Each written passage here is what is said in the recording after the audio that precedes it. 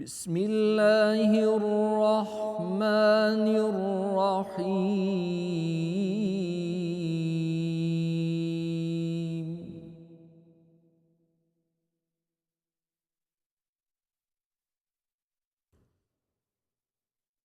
इन्ना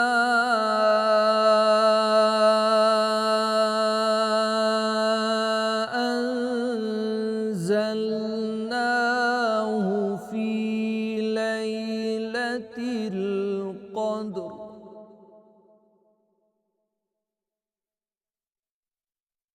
वमा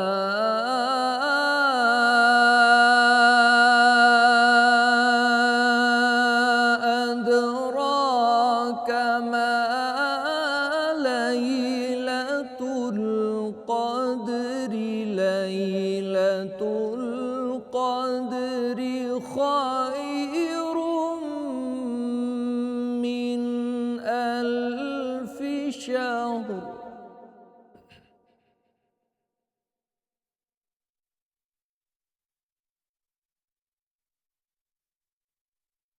लैलतुल क़द्र खैरुम मिन अल्फि शहरिन तनज़्ज़लुल मलाइकतु वर्रूहु फ़ीहा बिइज़्नि रब्बिहिम मिन कुल्लि अम्रिन सलाम।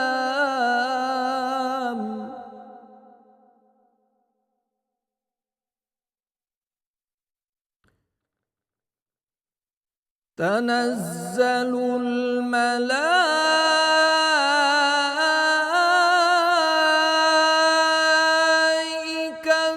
वर्रूहु फ़ीहा बिइज़्नि रब्बिहिम मिन कुल्लि अम्रिन सलाम।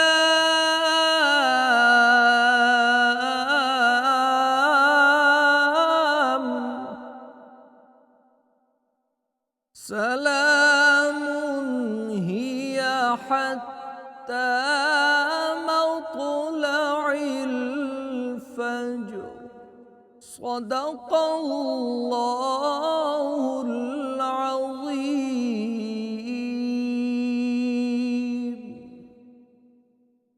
बिस्मिल्लाहिर्रहमानिर्रहीम। अस्सलाम वालेकुम।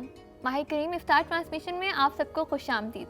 उम्मीद करती हूँ कि आप सब लोग खैरियत से होंगे और मेरी दुआ है कि रमज़ान अपनी तमाम तर खूबसूरतियों के साथ आपके रूहानी मुनाज़र में इजाफ़ा करे और आपकी जबीन जो अल्लाह के हज़ूर सरबसजूद है उसे मज़ीद रोशन करे और खुशियाँ आपकी चारों तरफ मुस्कुराएँ।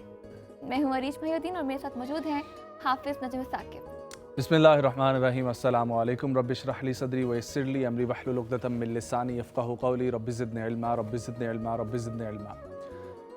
ख़वातीन हज़रात, सिर्फ़ और सिर्फ 3 दिन और आज का रोज़ा शामिल करके 4 दिन सिर्फ़ और सिर्फ रह गए हैं और फिर रमज़ानुल मुबारक की ये खूबसूरत घड़ियाँ, ये खूबसूरत लम्हात जो हैं हमसे रुखसत हो जाएंगे।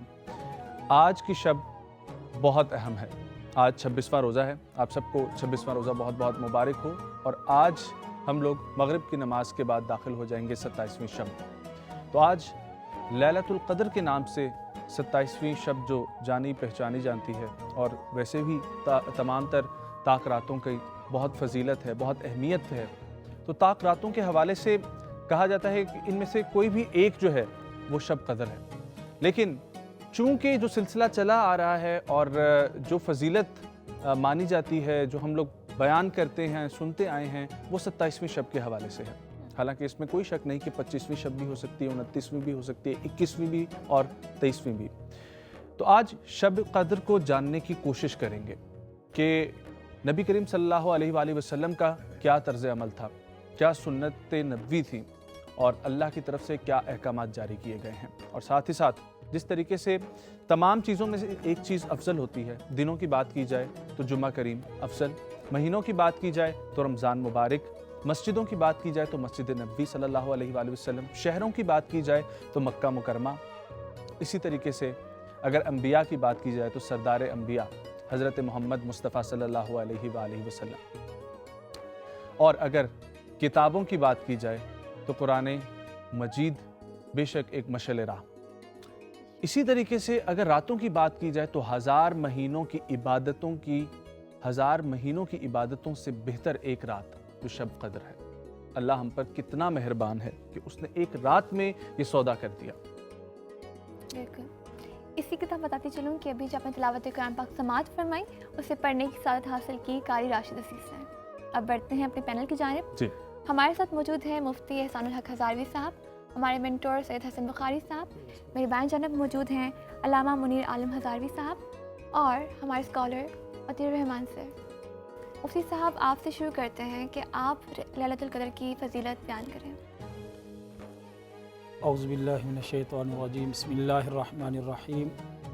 इन्ना अंज़लनाहु फ़ी लैलतिल क़द्र वमा अदराका मा लैलतुल क़द्र लैलतुल क़द्र खैरुम मिन अल्फ़ि शहर तनज़्ज़लुल मलाइकतु वर्रूहु फ़ीहा बिइज़्नि रब्बिहिम मिन कुल्लि अम्र सलामुन हिय हत्ता मतलइल फ़ज्र।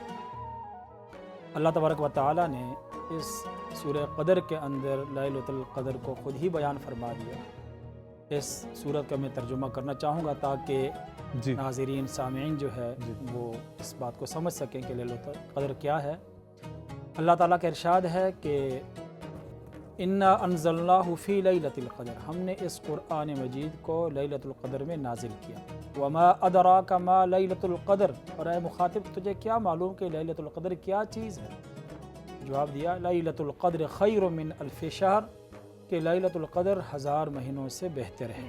तनज़्ज़लुल मलाइकतु वर्रूहु फ़ीहा बिइज़्नि रब्बिहिम मिन कुल्लि अम्र, कि सरात के अंदर फरिश्ते और रूह अमीन तमाम किस्म के अहकामात के साथ ज़मीन पर उतरते हैं। सलामुन हिय हत्ता मतलइल फ़ज्र, ये रात सलामती है तुलुए फ़ज्र तक। लैलतुल क़द्र ये अल्लाह तबारक व तआला का इस उम्मत को दिया हुआ सबसे ख़ास, सबसे मुमताज़ इनाम है। बेशक। और ये इनाम क्यों मिला, इसके बारे में मुख्तलिफ़ रिवायात हैं। एक रिवायत ये है कि हुज़ूर अक़दस सल्लल्लाहु अलैहि वसल्लम ने पहली उम्मतों की उम्रों को देखा कि हज़ार साल उम्रें उन्होंने पाई, तो फिर अंदाज़ा किया कि इतनी बड़ी उम्रों के अंदर उन्होंने अल्लाह ताला की कितनी ज़्यादा इबादत की होगी और इस तरीके से वो अल्लाह का कितना क़ुर्ब हासिल कर चुके होंगे, कितने दराजात पा चुके होंगे। तो आपको फ़िक्र हुई, अपनी उम्मत के बारे में परेशानी लाहिक हुई। अल्लाह तबारक व तआला ने लैलतुल क़द्र का तोहफ़ा दिया कि हबीब आप परेशान मत हों, ये लैलतुल क़द्र आपके लिए, आपकी उम्मत के लिए 1000 महीने से बेहतर है। 1000 महीना तकरीबन ये 83 साल 4 माह का अरसा बनता है।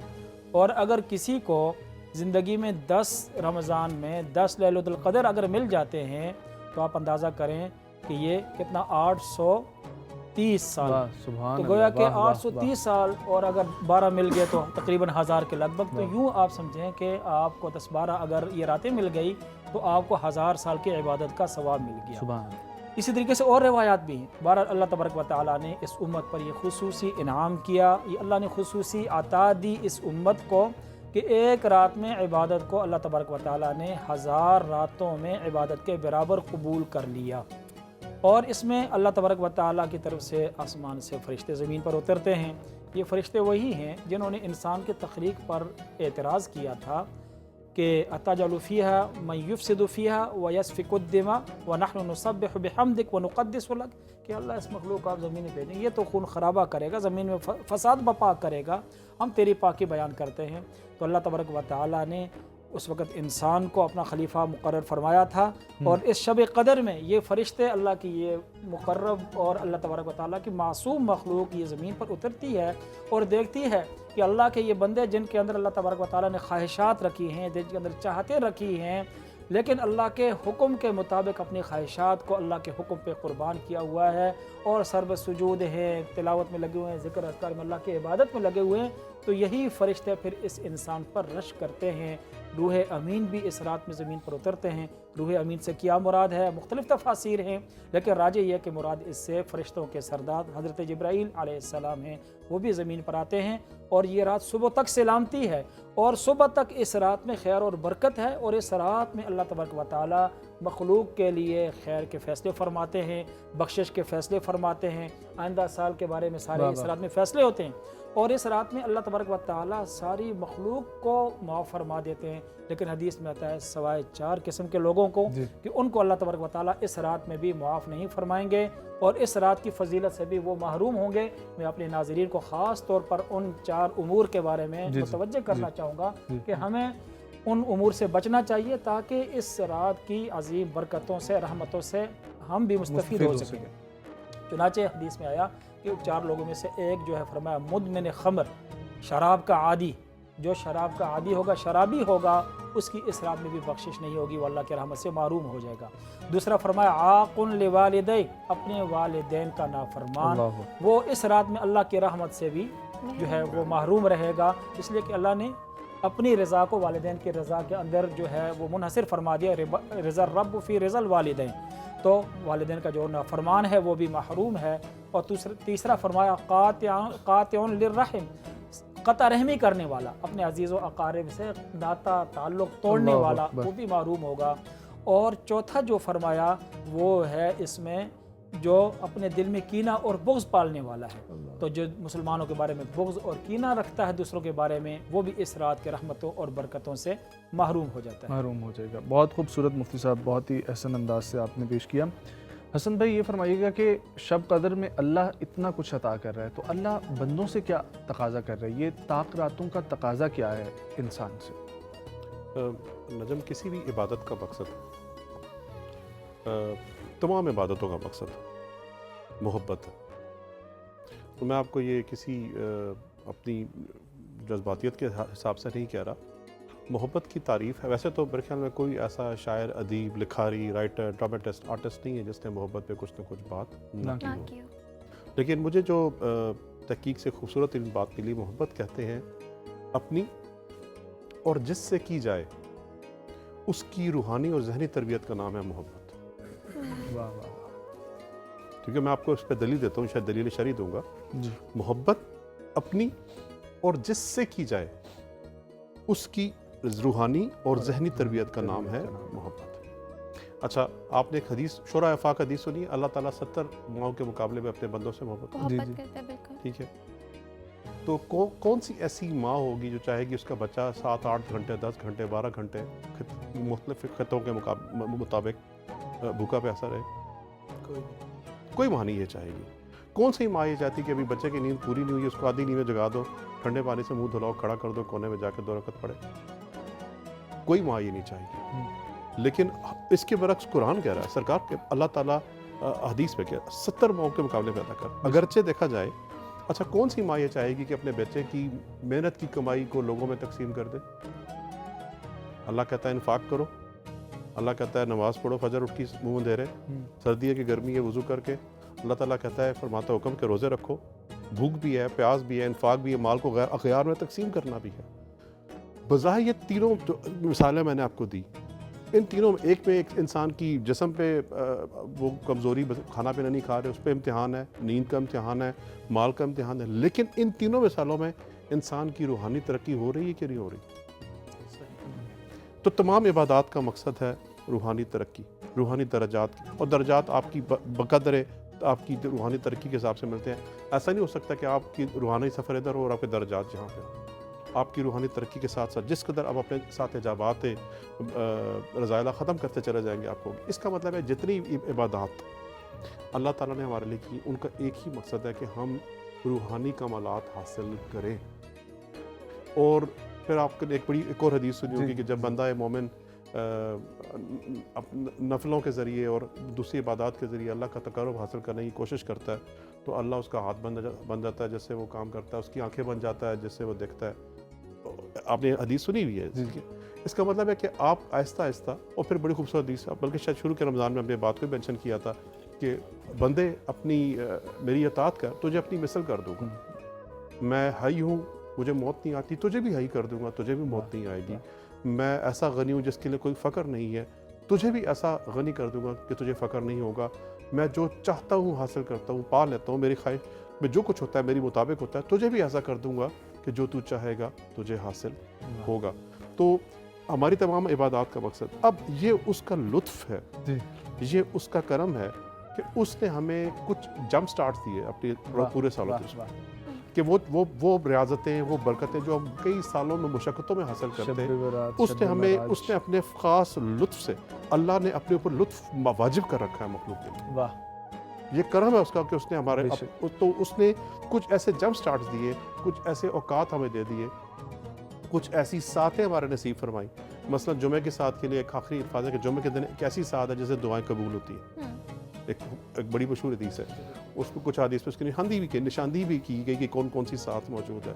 इसी तरह से शब कदर का मकसद यही था कि वो रियाजत, वो वक्त, वो जो मनाजिल हैं जो बरसों के बाद हम हासिल कर सकते हैं। हम अगर रूहानी कमालात, दर्जात हासिल करना चाहते हैं तो हम बहुत कम वक्त में अगर हासिल करना चाहें तो हमारे लिए वो ऑप्शन खुला हुआ हो। उसकी सबसे बड़ी मार्फत इरफान है। सुभान अल्लाह। अल्लामा साहब, मैं आपसे जानना चाहूँगी कि शब कदर को पोशीदा रखने के पीछे क्या हिकमत है? बिस्मिल्लाहिर्रहमानिर्रहीम। मैं अपने पेश रोज़ की बात को कंटिन्यू करते हुए ये कहना चाहूँगा कि हुज़ूर अलैहिस्सलाम ने फरमाया है कि लैलतुल क़द्र को आखिरी अशरे की ताक रातों में तलाश कर। इसी तरह अब इसके अंदर उलमा ने एक बड़ी खूबसूरत हिकमत लिखी है। अगर आप कह देता 21 को लैलतुल क़द्र है तो मैंने 21 को आलती पालती मार के बैठ जाना था और बस चाहे जैसे तैसे होता मैं एक रात गुजार लेता और कह लेता कि मैंने शब कदर को पा लिया है। लेकिन एक बात जहन में रख लें कि शब कदर कदर करने से मिलती है। अगर कदर शब कदर में भी उसकी कदर न की जाए तो शब कदर नहीं मिलती।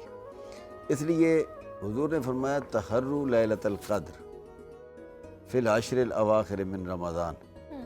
आपने लैलतुल क़द्र को अशराए अवाखिर के अंदर ताक रातों में तलाश करना। बेशक हिकमत ये है कि ताक रातों में, जैसे नजम साहब ने जिक्र किया 21, 23, 25, 27, 29, ये 5 रातें आखिरी अशरे में भी ताक बनती हैं।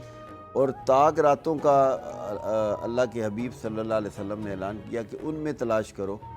तो अब ये नहीं तयन किया कि ये है कौन सी है ताक में, लेकिन ये नहीं बताया कि कौन सी है।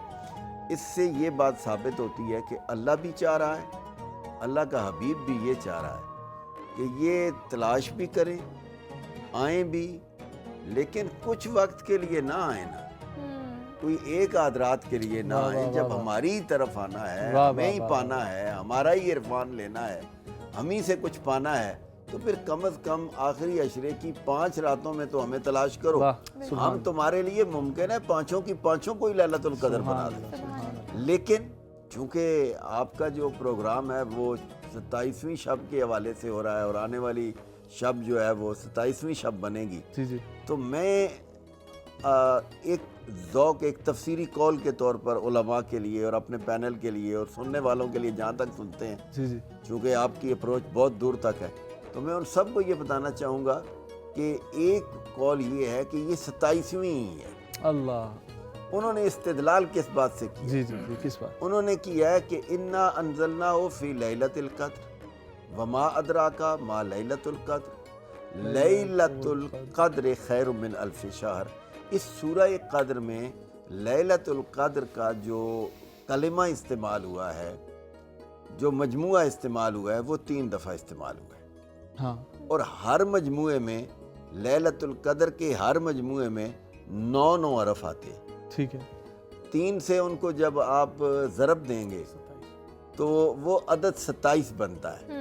इसलिए आले ज़ौक़ ने कहा है कि 21 भी हो सकती है, 23 भी है, 25 भी है, 27 भी है, 29 भी है। लेकिन ज़्यादा ये जो शोर व शगब, हाँ, वो और ये जो खिंचाव और इस रात की तरफ एक फितरी मैलान, बंदा चाहते हुए भी 21 को इस तरह नहीं मना सकता जिस तरह 27वीं को मना लिया जाता है। हालांकि अल्लाह 21 को भी वही होता है, रब रसूल के अहकाम भी वही होते हैं, मामलात भी सारे वही होते हैं, और फिर हर शाम अल्लाह अपनी शान और कुदरत के मुताबिक आसमान दुनिया पे नज़ूल जलाल भी फरमाता है। फिर वो आवाज़ भी लगाता है, मांगने वाला है तो ले ले, बख्शिश मांगने वाला है, रिज़्क मांगने वाला है, औलाद मांगने वाला है, ये सवाल करने वाला है, वो ले ले। लेकिन कशिश जो होती है वो जाकर 27वीं को ही बनती है। तो मुमकिन है कि लैलतुल कदर गुजर गई है, लेकिन जाकर ज़ौक़ यहाँ बनता है। उसमें राज उलमा ने यही लिखा है कि ये 3 दफ़ा का जो मजमूआ है ये बताता है कि सूरह कदर अपने अंदर की कदर को ये बता रही है कि ये 27वीं को है। और फिर दूसरी बात ये है कि आगे जाकर हज़रत ने पूरी सूरत तिलावत की है जी जी कि तनज़्ज़लुल मलाइकतु वर्रूहु फ़ीहा बिइज़्नि रब्बिहिम। इज़न मीन इजाज़त, इज़न मीन हुक्म।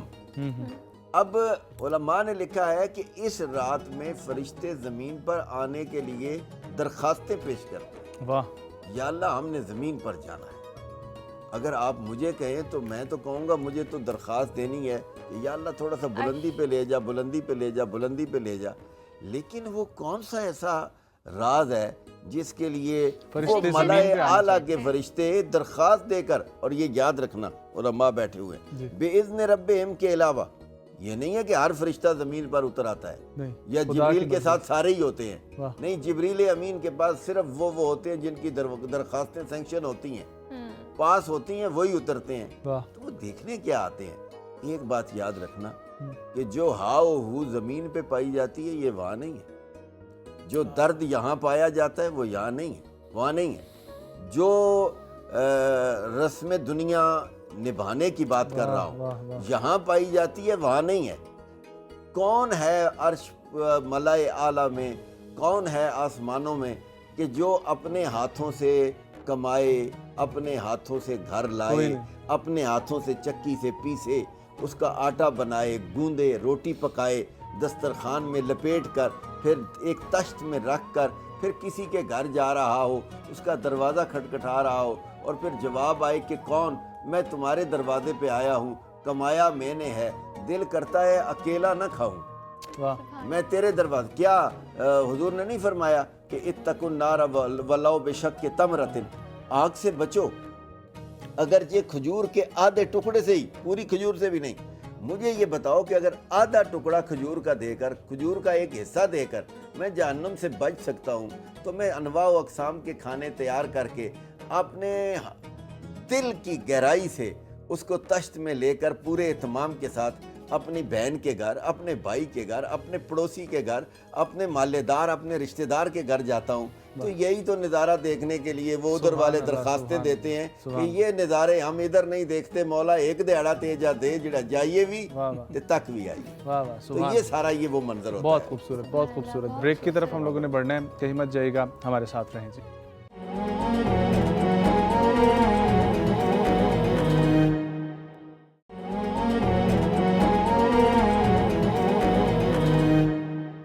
माह करीम इफ्तार ट्रांसमिशन में आप सबको खुश आमदीद। मती सर, मेरी आपसे दरख्वास्त है तकी उस्मानी की कलाम की। मुफ्ती आज़म पाकिस्तान हमारे उस्ताद मोहतरम हैं हज़रत शेखुल इस्लाम मौलाना मुफ्ती मोहम्मद तकी उस्मानी दाऊद बरकातुहुम का कलाम। बहुत शुक्रिया। लैलतुल कद्र की रात है, मुनाजात की रात है, मांगने की रात है, और फिर सबसे खुशी की बात ये कि इस रात को हमें ये महबूब वतन मिला जो हमारी आंखों की रोशनी है, पाकिस्तान। तो मांगते हैं अल्लाह से हमारे व्यूअर्स भी और हम सब भी मांगते हैं। जी जी। हज़रत तकी उस्मानी साहब का एक शाहकार कलाम फरमाते हैं,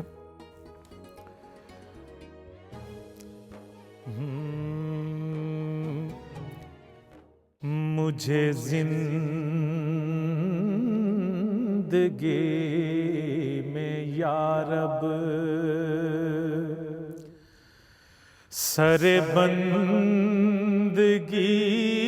अता कर,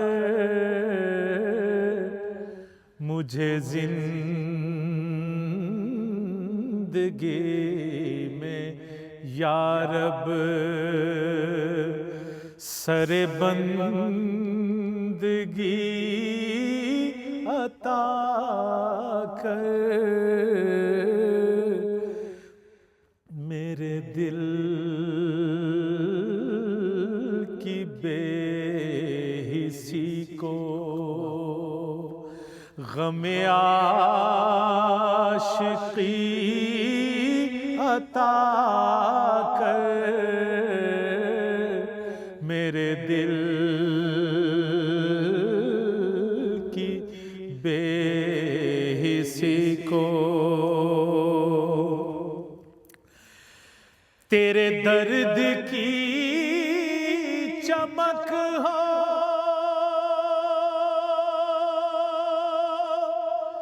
तेरी याद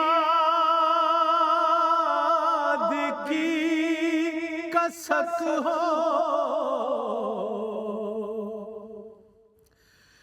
तेरे दर्द की चमक हो, तेरी याद की कसक हो, मेरे दिल की धड़कनों को नई बेकली अता कर, मेरे दिल की धड़कनों को नई बेकली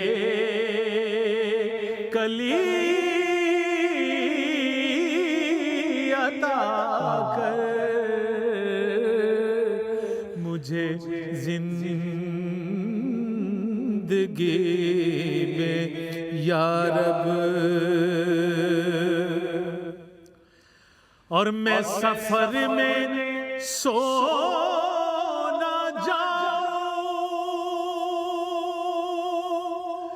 मैं यहीं पे खो ना जाऊं। असल में सिर्फ दुनिया का ना होके रह जाऊं, यहीं पे खो ना जाऊं। मैं सफर में सो ना जाऊं, मैं यहीं पे खो न जाऊं, मुझे ज़ौक़ शौक़ मंजिल की हमी अता कर, मुझे ज़ौक़ शौक़ मंजिल की हमी अता कर, मुझे जिंदगी में या रब।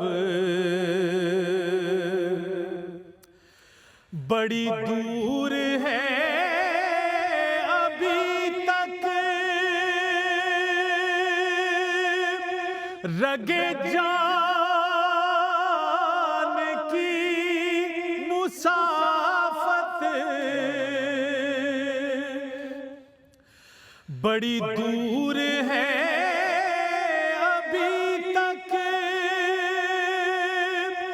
रगे जान की मुसाफत, जो दिया है कुर्ब तूने, ये कदर की रात दे दी है, जो दिया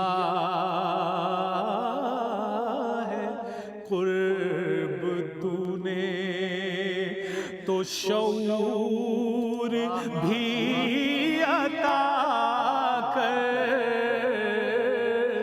जो दिया है कुर्ब तूने, तो शऊर भी अता कर, मुझे जिंदगी में या रब। माशाअल्लाह, सुभान अल्लाह, बहुत शुक्रिया, खूबसूरत कलाम, बहुत खूबसूरत शुक्रिया। कलाम। बहुत शुक्रिया। मुफ्ती साहब ये फरमाइएगा कि 27वीं शब में अक्सर बेशतर औकात हम लोग देखते हैं कि मसाजिद में कुरान भी तकमील में होता है, और वो भी क्यों ताक रातों में रखा गया है, इसके हवाले से भी ज़रा बताएं कि कुरान मसाजिद में 21वीं, 23वीं, 25वीं, 27वीं इन्हीं शब में तकमील के लिए क्यों है, और साथ ही साथ ये कि आज ही से एतकाफ़ में भी 3 दिन के एतकाफ़ में भी दाखिल हो रहे होते हैं, ज़रा एतकाफ़ की फजीलत भी साथ ही। जहाँ तक कुरान करीम के ख़त्म का ताल्लुक़ है, ताक रातों में अहतमाम क्यों किया जाता है, तो बज़ाहिर उसकी वजह यही है कि जैसे कि हदीस हज़रत अल्लामा साहब ने भी पढ़ी, तहर्रउ लैलतुल क़द्री फ़िल अश्रिल अवाख़िर मिन रमज़ान, कि रमज़ान के आखिरी आशरे में, और बाज़ रिवायात में ताक के अल्फाज भी आते हैं कि ताक रातों में तलाश करो। तो इस फजीलत को पाने के लिए ये कोशिश होती है कि चलो इस बहाने कुछ ज़्यादा देर जागा जाएगा, अल्लाह का ज़िक्र किया जाएगा, उसमें बयानात होंगे, दीन की बात होगी, तो बज़ाहिर उस फजीलत ही के हुसूल के लिए, इस रात को पाने के लिए ये अहतमाम किया जाता है। बाकी ये कोई शरई मसला नहीं है कि आप कुरान करीम ताक रात में ख़त्म करें, ताक में भी ख़त्म कर सकते हैं, जुफ्त में भी ख़त्म कर सकते हैं, आप पहले आशरे में ख़त्म करना चाहें तब भी ठीक है। सुन्नत अमल ये है कि रमज़ान के अंदर एक कुरान करीम को पढ़ना, ख़त्म करना, तरावी के अंदर ये सुन्नत है, और तरावी की नमाज मुस्तकिल सुन्नत है, दोनों अमल। तो अगर आप पहले भी ख़त्म करना चाहें तो पहले भी कर सकते हैं, आप 30 तक उसको ले जाना चाहें तो 30 तक ले जा सकते हैं। ठीक है। और दूसरा आपके सवाल का एतकाफ़, वैसे तो 10 दिन का एतकाफ़, लेकिन ये 3 दिन का भी एतकाफ़ आज से शुरू। देखें, एतकाफ़ जो है, जो मसनून एतकाफ़ है, वो तो 10 दिन का है, जो रसूलुल्लाह सल्लल्लाहु अलैहि वसल्लम की मुस्तकिल सुन्नत है, जिसको अम्मी आयशा रज़ी अल्लाह तआला अन्हा ने फरमाया कि एतकाफ़ नबी सल्लल्लाहु अलैहि वसल्लम अल अश्र आखिरा मिन रमज़ान सुम्मा अतकफ़ अज़वाजु मिन बादी अबदा, कि आप सल्लम जो है वो रमज़ान के आखिरी आशरे के अंदर एतकाफ़ फरमाते रहे, और आपके बाद आपके अज़वाज मुतहरात, और फिर पूरी उम्मत आज तक ये सिलसिला जारी और सारी है। तो मसनून एतकाफ़ जो है वो तो 10 दिन ही का होता है। बाकी नफल एतकाफ़ वो 1 दिन का भी हो सकता है, 2 दिन का भी हो सकता है, 3 दिन का भी हो सकता है। तो अगर कोई नफल एतकाफ़ बैठना चाहता है और वो जो है सुन्नत एतकाफ़ नहीं बैठ सका, या इस गर्ज से वो 1-2 दिन एतकाफ़ बैठना चाहता है कि इनमें मुमकिन है ताक रात और ताक रात की फजीलत मुझे हासिल हो जाए, तो वो जो है 1 दिन, 2 दिन, 3 दिन वो एतकाफ़ बैठ सकता है। उसमें शर्त कोई हरज नहीं, बल्कि फ़ायदा ही है। यहाँ तक उलमा ने लिखा है कि आप अगर थोड़ी घड़ी के लिए भी मस्जिद में जाते हैं तो आप नफल एतकाफ़ की नियत उसमें भी कर सकते हैं, वो भी नफल एतकाफ़ मस्जिद में नमाज के लिए घर से जा रहे हैं। जब भी मस्जिद में आप दाखिल हों, आप उस वक्त नियत करें तो नफल एतकाफ़ उस वक्त। मतलब इस पर ना एक और भी पॉइंट आपने किया था कि ताक रातों में क्यों है। जी, इसके ऊपर इसकी बेशुमार मसलतें हैं। वैसे तो है कि उसके फ़ेल पे कौन उंगली उठाए, लेकिन उलमाए आदाद ने इस पर कुछ काम। जी जी जी प्लीज़। उसमें यह है कि अलिफ लफ्ज़ जो है वो हरूफ तहजी में और इल्म हरूफ में सबसे पहला हर्फ है, और हर्फ जो लफ्ज़ अलिफ है वो उस ज़ात पे दलालत करता है। इसका अदद भी 1 है। अगर इसको आप खोल के बोलें, जिस तरह से इसको मलफूजी में कहें, तो अलिफ के में लाम और फे छुपा हुआ है। अलिफ बोलने में लिफ, लाम और फे का इजाफा है, लिखने में 1 है, लेकिन उसकी अदद भी 111 है। लाम के अदद 30 है, फे के 80 हैं, 30, 80 और 111 हो गए। तो चूँकि अलिफ और हर्फ इसका 1 है, हर्फ ज़ात उसकी पर दलालत करता है, चूँकि वो तना और जगता है। इसीलिए जैसे ही आप जुफ्त की बात करते हैं या 2 की बात करते हैं, तो वो 2 से मुराद है कि उलमाए हरूफ की बात हो, उसके हवाले से कह रहा हूँ कि जैसे ही आप 2 की या कोई भी जिक्र 2 दफ़ा पढ़ते हैं, तो इसका मतलब कि अलिफ का आपने कोई हमसर क्रिएट कर दी जो दूसरा दुई के मानों में आता है, अदद 2 जो है। तो इसीलिए अल्लाह ताला ने तकरीबन एक मसला ये भी हो सकती है, मतलब उलमाए हरूफ इस पे लिखते हैं कि एक मसला ये है कि तमाम अस्कार जो ज़्यादातर आप देखेंगे पेशे को नमाज में तस्बीहात हैं या जो भी इस तरह के, वो ज़्यादातर ताक तादाद में मौजूद हैं। 7, 5, 1, 3, एक दफ़ा दुरूद पढ़ लें, 2, 3 दफ़ा पढ़ लें, मुस्तहब है, मसनून है। तस्बीहात ज़्यादातर आपको ताक तादाद में मिलेंगी ज़्यादा। उसकी भी अलग यही कि ताक, अगर आप मिसाल के तौर पे कोई 99 अदद है, उसका जब 2 में तकसीम करेंगे तो आखिर में 1 अदद फिर बच जाएगा जो उसकी तरफ दलील करेगा। तो उसकी एक तोजीह ये पेश की जा सकती है। ठीक। Thank you so much sir. मैं भी आपसे एक सवाल करना चाहती हूँ कि शब कदर को कैसे तलाश करें, उसकी अलामतें, उसकी निशानियाँ। ये सवाल तो मेरे ख्याल में ऑलरेडी इसका कहीं जवाब हो चुका हुआ है। बहुत सी अगेन 21 से लेकर उन तमाम जो ताक रातों में उसको एक रात मौजूद है। इसको कोशिश हुक्म यही कि हम इसको महदूद ना करें, ठीक है। लेकिन इसका एक जो और निशानियों में से एक जो उर्फ़ आम में ज़्यादा मशहूर है, मेरे मुफ्ती साहब आप बेहतर एडवाइस कर सकते हैं या किबला बता सकते हैं कि इसमें कोई सरकार ने कोई मसनून अलामात बताई हैं, मेरे नॉलेज में नहीं है। लेकिन ये ज़रूर है कि जो लोगों ने मुशाहिदा किया है कि इस रात का जो टेम्परेचर है दर्जा हरारत एक ख़ास मौजूनियत लिए हुए होता है। वाह, अगर सर्द होगी तो वो सर्दी में कमी होगी, अगर शदीद गर्म होगा तो गर्मी में कमी होगी। और आपको एक तमाम अगरचे कि ये ताक और ये वो चाँद के हवाले से आखिरी आते हैं, लेकिन उसके बावजूद आपको एक पूरी फ़ज़ा में एक मुअत्तर नूर नज़र आए महसूस होगा। तो ये उर्फ़ आम में जो ख़ास इसकी निशानी है।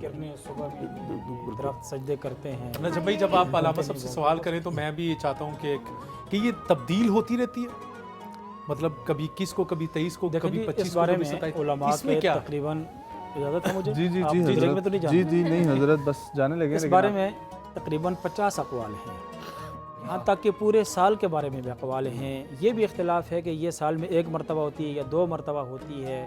रमज़ान के अलावा में कहाँ कहाँ हो सकती है, रमज़ान में जुफ्त में भी हो सकती है, नहीं हो सकती है, बहुत ज़्यादा अक़वाल हैं।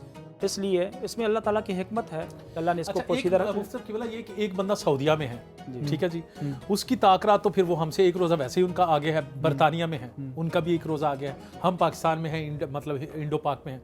तो मतलब ये क्या, मतलब इसमें क्या, जब इसके अंदर पहले से ही जो है गुंजाइश मौजूद है, तो आप ये नहीं कह सकते कि उसने शब कदर पाली और मैं महरूम हो गया। सही, मतलब अच्छा, ये हर बंदे के लिए इंडिविजुअल भी हो सकती है। और ये भी याद रखिए, ये भी उलमा ने कहा कि ये भी लाजमी नहीं कि हमेशा 27 में हो या हमेशा 25 में, 23 में, ये घूमती भी रहती है, यानी वो तब्दील होती है। उनका सवाल बहुत उम्दा था कि इनफरादी तौर पर भी आपको नसीब हो सकती है या ये इज्तिमाई है? असल में बात ये है, मैंने पहले अर्ज़ किया था, मेरी पहली गुफ्तगू का ये जुमला मौजूद था कि लैलतुल कदर तब बनेगी जब आप उसकी कदर करेंगे। अब मिसाल के तौर पर एक मस्जिद में इबादत करने वालों की तादाद 1000 है, लेकिन उनकी नीयतों के अहवाल जो है वो नीयतों का मालिक जानता है। अब शायद कि आपके सवाल के मुताबिक या मुतीउर रहमान साहब के सवाल के मुताबिक उन सब में कदर करने वाला एक ही हो तो एक ही लेकर जाएगा, 999 ने खाली चले जाना है।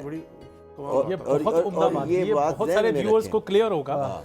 ये बात ज़हन में रखें कि ये ज़रूरी नहीं है कि जो बंदा मस्जिद में आ गया, घर छोड़ के आ गया और वो सारे ही लैलतुल कदर लेके चले गए, ये मफहूम लेना बड़ा गलत होगा। सिर्फ कदर करने वाला करेगा। और फिर एक बात और ज़हन में रखें, इन्ना अंज़लना व फ़ी लैलतिल कद्र के अंदर एक मैं बात करना चाहूँगा। पहले निशानियों के बारे में आपने बात की, फिर मैं उस पर एक बात करता हूँ, जल्दी करता हूँ। जी जी कि एक तो ये है कि इसके अंदर एक मारूफ कौल है कि इस रात की एक निशानी ये है कि जिन लोगों को शब कदर नसीब होनी होती है ना, उनसे जिब्रील मुसाफा करते हैं। अच्छा, आते भी हैं और जिब्रील मुसाफा करते हैं। और जिब्रील अलैहिस्सलाम के मुसाफा करने का जो निशानी कह सकते हैं वो जिस्म के रोंगटों का खड़ा हो जाना और जिस्म पर कपकपी तारी होना, आंखों से आंसुओं का बह जाना और बस कोई अल्लाह की तरफ मोड़ जाना। तो वो मुसाफा करते हैं इन लोगों से जिनको अल्लाह ताला ने ये रात नसीब करनी। अच्छा हजरत माजरत के साथ दोनों मुफ्ती साहब और अल्लामा साहब से, बड़ा गुनहगार बंदा, ठीक है, बड़ा एक मासूमाना सा सवाल है, ठीक है, आजिज़ी के साथ, आप हजरात में से कभी किसी को ये शर्फ मिला हो, ठीक है, तो मैं वो सुनना चाहूँगा, वो मंज़र, वो वक्त, वो समा। देखें जी, किसी इबादत की कबूलियत की कतई दलील तो न किसी मुफ्ती के पास है, न किसी काजी के पास। बेशक अंबिया की बात मैं नहीं करता, उसके बाद किसी के पास नहीं। लेकिन हमने तो एक आम महफिलों के अंदर बाज़ लम्हात ऐसे पाए हैं कि हम तो अपने आप को ही खो गए। मैं अपनी ज़ाती बात कर रहा हूँ, मुफ्ती साहब की अपनी होती हैं, फीलिंग्स होती हैं हर बंदे की, लेकिन हमने तो आम सी महफिलों में, जिन पर शब कदर तो दूर की बात है, वो शायद कि एक आम सा बंदा कोई कलाम कर रहा और उसने हमें ऐसा पकड़ लिया कि हम अपनी दुनिया में मस्त हो गए और हम पता नहीं कहाँ से कहाँ जाके निकल गए। तो कुछ रूहानी असरात ऐसे होते हैं। और ये आम वैसे भी मुफ्ती साहब बैठे हुए हैं कि किसी काम के अंदर बारिश का आ जाना, जिस्म के रोंगटों का खड़ा हो जाना और छींक वगैरह का आ जाना, ये कुछ अगरचे इनमें ज़ोफ़ है लेकिन ये चीज़ें फ़ज़ाइल आमाल में हैं, तो उस सेंस में मैं इनको बयान कर रहा हूँ। तो ये सारी चीज़ें ऐसी होती हैं जो इंडिकेटर होते हैं किसी चीज़ की कबूलियत के या किसी चीज़ के अल्लाह को कबूल हो जाने के। बाकी कतई तौर पर तो कोई बंदा दावा नहीं कर दावा सकता नहीं इसका। कर सकता। इसमें रजब वो मुझे मोती भाई की आपकी बात आपने फरमाया कि इंडिविजुअली तौर पे तूफ़ान नूह का एक वाक़या है। जी जी हज़रत नूह ने तमाम उम्मत को वईद की, डराया कि भी तूफ़ान आने वाला है। एक बुढ़िया भी थी, वो भी साहिब ईमान हुई। वाह वाह। ठीक है, आपको सबके जब जी, जी, नशे वाक़ई। में कंधे मुकर्रर के तौर पे बता दूँ, तो उस बुढ़िया ने जब तूफ़ान नूह आया और सब कुछ हुआ, तो ये किसी मसले के तहत क्योंकि हमारे अक़ीदे में कि नबी तो निशान नहीं हो सकती, लेकिन अल्लाह ताला ने किसी सबब से नूह के जहन से वो बात हटा दी। जब वो तूफ़ान नूह गुजर चुका, सब कुछ वो दोबारा खुशकी पे आ गए, तो अब नूह को याद आई कि वो बुढ़िया जो थी वो रह गई। वो तो रह गई। अब वो उसके पास गए तो उसने कहा नूह कमाल का वादा किया, ना कोई अब ना कोई तूफान आया, इंतजार करती रही। हाँ, ना बस कोई बारिश हुई थी थोड़ी सी, कुछ बादल गरजे थे, वो कोई अलामा साहब ने बड़ी खूबसूरत बात की है, नूह ना आ पाए ना तूफान तूफान आया। आया। और उसने कहा जी जैसे आपने कहा था कुछ अलामतें, तो बारिश वगैरह हुई थी, कुछ हुआ तो कुछ सलाम कुछ और नजर नहीं आया। अब नूह ने भी हैरान, माजरा हुए हैरान। तो उसका जवाब क्या आया कि चूंकि वो नूह पे कामिल ईमान ला चुकी थी, तो जिस तरह से कामिल ईमान था, तो उस अजाब उसके आसपास से मामूली सी अपना शायद वो बारिश के चंद छींटे क्या होगा उस काबले में, वो गुजर गया उसके आस, उसको नुकसान पहुंचाए बगैर। तो इसी तरह से जो अहले ईमान है उनके लिए भी हर तरह का अजाब उम्मत पे आ रहा होगा, बाकी अफराद पे आगा, वो भी इस तरह से। और शब कदर के मामूलात हैं कि जो नीयत से फैज़ पा लेगा उसके लिए हर रात जो है वो शब कदर है, और जो नीयत नहीं रखेगा वो मतलब उस रात के बीच पे भी रहते हुए महरूम रह सकेगा इसमें। वाह वाह। असल में इसमें एक जुमला मैं सिर्फ ऐड कर रहा हूँ कि ये जो इनाम होता है ना किसी भी माशूक की तरफ से आशिक पर या महबूब की तरफ से मुहिब पर, वो उसकी चाल अंदाज, उसके तर्ज बूदोबाश को इख्तियार करने पर कुछ ज़्यादा मेहरबानी होती है। तो उलमा ने एक बात ये भी लिखी है कि अल्लाह तबारक व तआला ने रमज़ान के अंदर ही कुरान क्यों दिया, फिर लैलतुल कदर ही में क्यों दिया। तो जब बंदा मुतखल्लिक बिखिलाक़िल्लाह और मुत्तसिफ़ बिसिफ़ातिल्लाह होता है ना, बंदा बड़ा नाहंजार सा है, गुनाहगार सा है, कमज़ोर सा है, ये कब खय्युन और कय्यूम हो सकता है। लेकिन ये जब अपनी रातों को कुछ देर के लिए ज़िंदा रहने की कोशिश करता है और कुछ देर के लिए क़याम करता है, और कभी ना खाना कभी ना पीना और खाने पीने से पाक ही होना, ये अल्लाह की सिफ़त है। बंदा कहता है मौला मैं इतना लंबा पीरियड तो ये कुछ नहीं कर सकता, लेकिन तू कुछ खाता पीता नहीं है, तू हमेशा नहीं खाता, चल मैं रमज़ान में नहीं खाऊंगा। तू हमेशा नहीं सोता, मैं चल रमज़ान में नहीं सोऊंगा। तो अल्लाह ताला मेहरबान हुआ और अल्लाह ताला ने फिर इंसान को इस रात में कुरान जैसी अजीम नेमत दी है, और इसीलिए शायद अल्लाह ने इसी रात में पाकिस्तान जैसी नेमत भी अता की। सुभान अल्लाह, सुभान अल्लाह, सुभान अल्लाह। वापस आएंगे और आखिरी सेगमेंट में इसी के ऊपर बात करेंगे।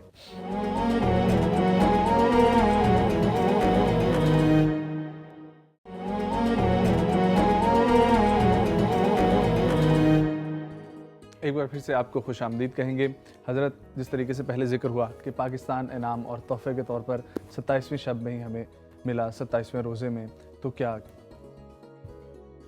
मेरे ख्याल में जैसे ज़रूरत इस बात की है कि हमें इस शब की, शब कदर की कदर करना चाहिए। बिल्कुल, जैसा अल्लामा साहब ने फरमाया बेकदरा नहीं बनना चाहिए। तो पाकिस्तान भी अल्लाह की बहुत बड़ी नेमत है, अजीम नेमत है, बेशक। इसलिए हमें इसकी भी कदर करना चाहिए। और इसकी कदर क्या है कि इसके लिए, इसकी बेहतरी के लिए जो कुछ हमसे हो सकता है हमें वो करना चाहिए, और कुछ भी नहीं हो सकता तो हमें दुआएं करना चाहिए कि अल्लाह तबारक व तआला इसको क़यामत के सुबह तक सलामत रखे। अल्लाह ताला ज़ाहिरी बातनी फितनों से इसकी हिफाजत फरमाए। अल्लाह इसकी नज़रियाती और जोग्राफियाई सरहदों की हिफाजत फरमाए। बहुत हसन भाई। अल्फाज नहीं है जी पाकिस्तान के लिए मेरे पास। आप इस्लाम का किला है, जिस तरह का फरमाया था। इस वक्त अगर पाकिस्तान न हो तो दुनिया भर में कोई मुसलमान एटमी ताकत ना हो, महफूज ना हो। मतलब अभी भी इसके बावजूद कि हमारे वजूद के बावजूद इसके अंदर मज़ालिम हो रहे हैं, लेकिन अगर पाकिस्तान ना हो तो आपके दुश्मन आपको फाड़ खाएं। कोई एक भी मुसलमान आपको रूए ज़मीन पे महफूज नजर ना आए। अल्लाह ताला की अजीम नेमत है। मेरे ख्याल में कोई ऐसा दिन नहीं होना चाहिए जब अल्लाह ताला की इस नेमत का ख़ास तौर पर शुक्रगुजार ना होना चाहिए। मैं इतना ही कहना चाहूँगा कि मदीना तैयबा के बाद वाह वाह वाह वाह, सबसे पहली रियासत जो इस्लाम के नाम पर बनी है उसका नाम पाकिस्तान है, और ये अतिया खुदाबंदी है, और ये करिया इश्क रसूल है। वाह, सुभान अल्लाह, मैं सुभान अल्लाह। समझता अतिया हूँ कि खुदाबंदी। इसको बस जितनी कदर की जा सके, और सबसे ज़्यादा ज़रूरत इस वक्त बस बर्दाश्त की है। वाह, वाह। अदम बर्दाश्त बहुत ज़्यादा हो चुकी है, और इस नफ़रत की जड़ों को काटें और मोहब्बत को जितना सींच सकते हैं अपने अपने गुलशन में इसको सींचें, और पाकिस्तान को खुशगवार, खुशहाल और हमेशा सरसब्ज़ व शादाब बनाएं। आमीन आमीन आमीन। और हमारे नाजरीन ये ना जी जी हजरत, मैं आने लगा था, मैं एक बात करके आपकी तरफ आने लगा था, आप करें करें करें। मैंने ये कहना था कि ना अहले तख्त ना उनके मुखालिफिन के साथ, ना अहले तख्त ना उनके मुखालिफिन के साथ मेरी तमाम वफादारियां ज़मीन के साथ, अल्लाह अकबर, मेरे मुल्क के साथ। बेशक आप लेफ्ट आउट ना महसूस किया करें, आप हमारे दिलों में बसते हैं। अल्लाह ताला आपसे राज़ी हो जाए।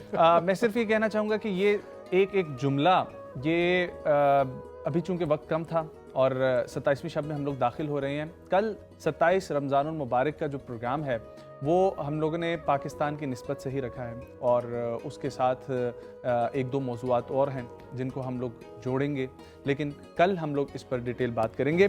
एक कलाम मती भाई की ख्वाहिश मेरी है कि मैं ये एक कलाम पढ़ूं, ठीक है। मती भाई की तो रिक्वेस्ट कुछ और थी, लेकिन चूंकि जिक्र किया गया, जिस तरीके से हसन साहब ने एक निशानी भी बताई कि नूर होता है, ठीक है। तो अलहाज सिद्दीक इस्माइल साहब का कलाम वाह वाह वाह वाह, बहुत ही खूबसूरत, और इसी शब के हवाले से ये कलाम है। तो हाँ, नूरी महफिल पे चादर तनी नूर की,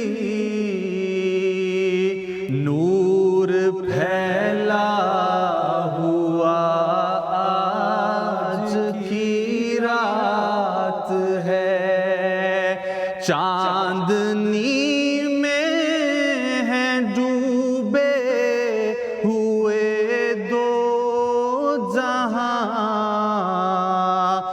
कौन जलवा नुमा आज की रात है,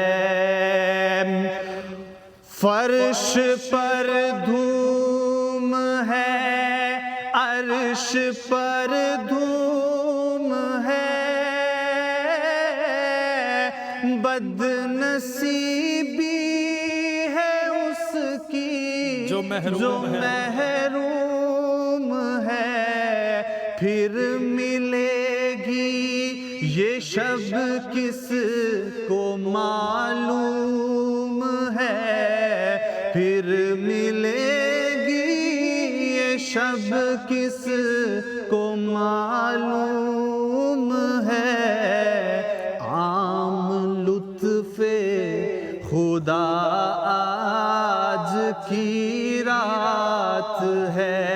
हुजूर मेरी तो सारी बहार आपसे है, वाह, हुजूर मेरी तो सारी बहार आपसे है, मैं बेकरार था मेरा करार आपसे है, मैं बेकरार था मेरा करार आपसे है, सियाहकार हूँ आका बड़ी नदामत है, सियाहकार हूँ आका बड़ी नदामत है, कसम खुदा की ये मेरा वक़ार आपसे है, कसम खुदा की ये मेरा वक़ार आपसे है, मेरी तो हस्ती ही क्या है मेरे गरीब नवाज, जो मिल रहा है मुझे सारा प्यार आपसे है। वाह वाह, हमारा अकीदा है कि अब्र रहमत है महफिल पे छाए हुए,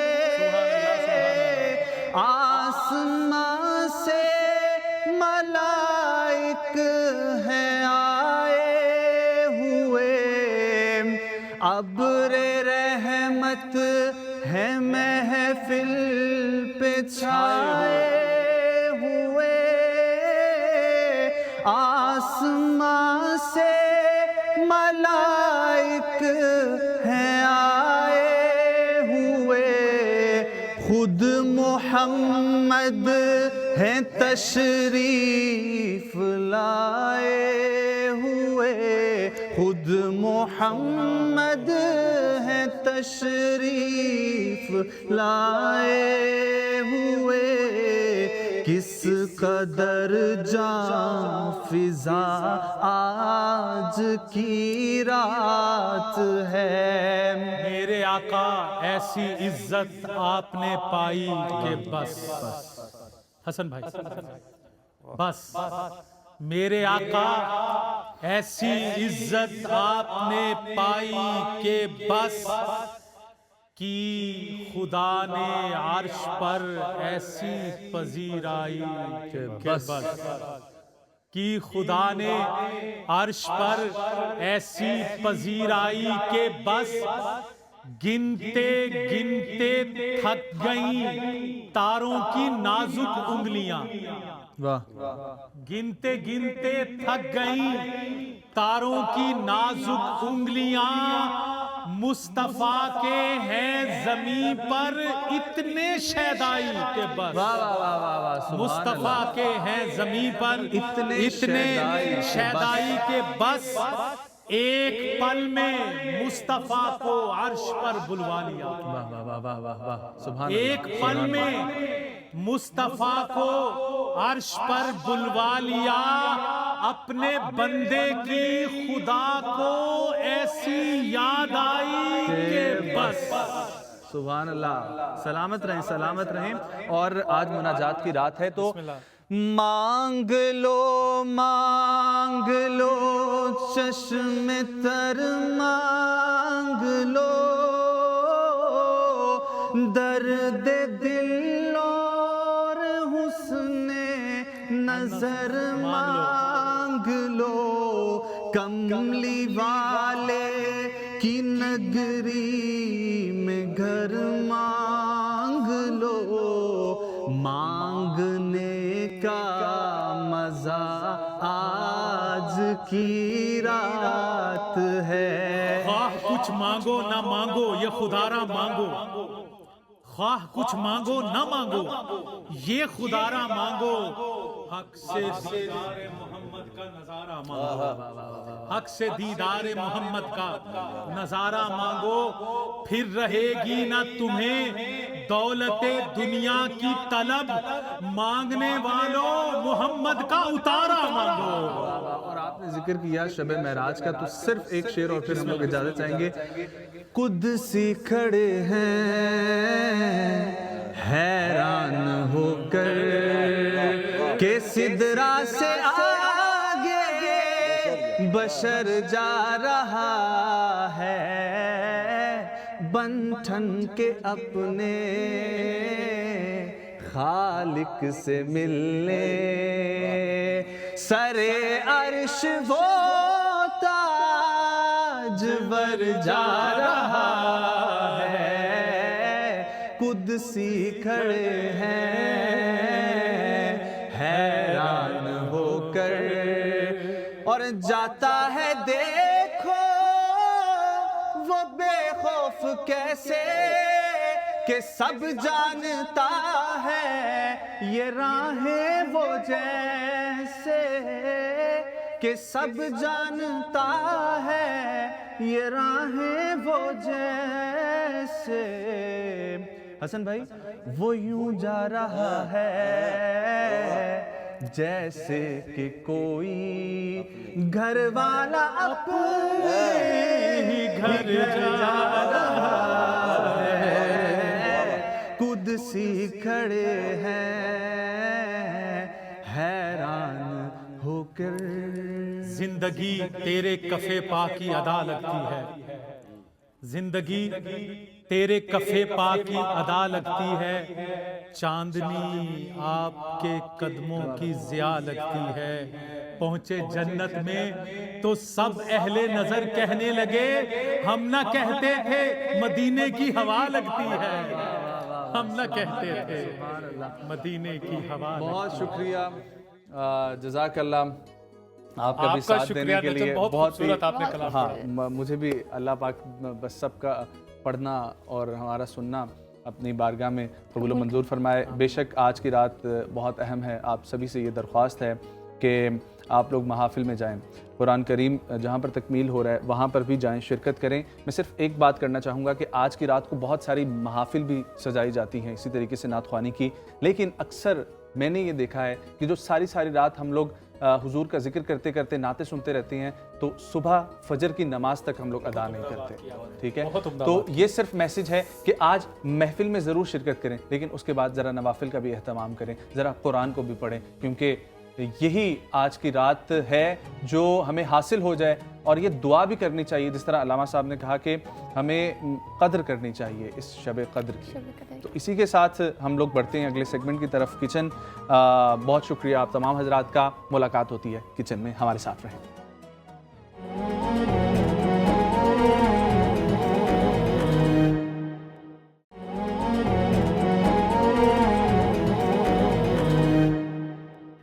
करीम इफ्तार ट्रांसमिशन में एक बार फिर से आप सबको खुशामदीद। अब हम मौजूद हैं हमारे किचन सेगमेंट में, जहां हमारी प्यारी सी शेफ हिना तारिक हमें मज़े की रेसिपी सिखाएंगे। कैसी हैं अरीज मोहिउद्दीन?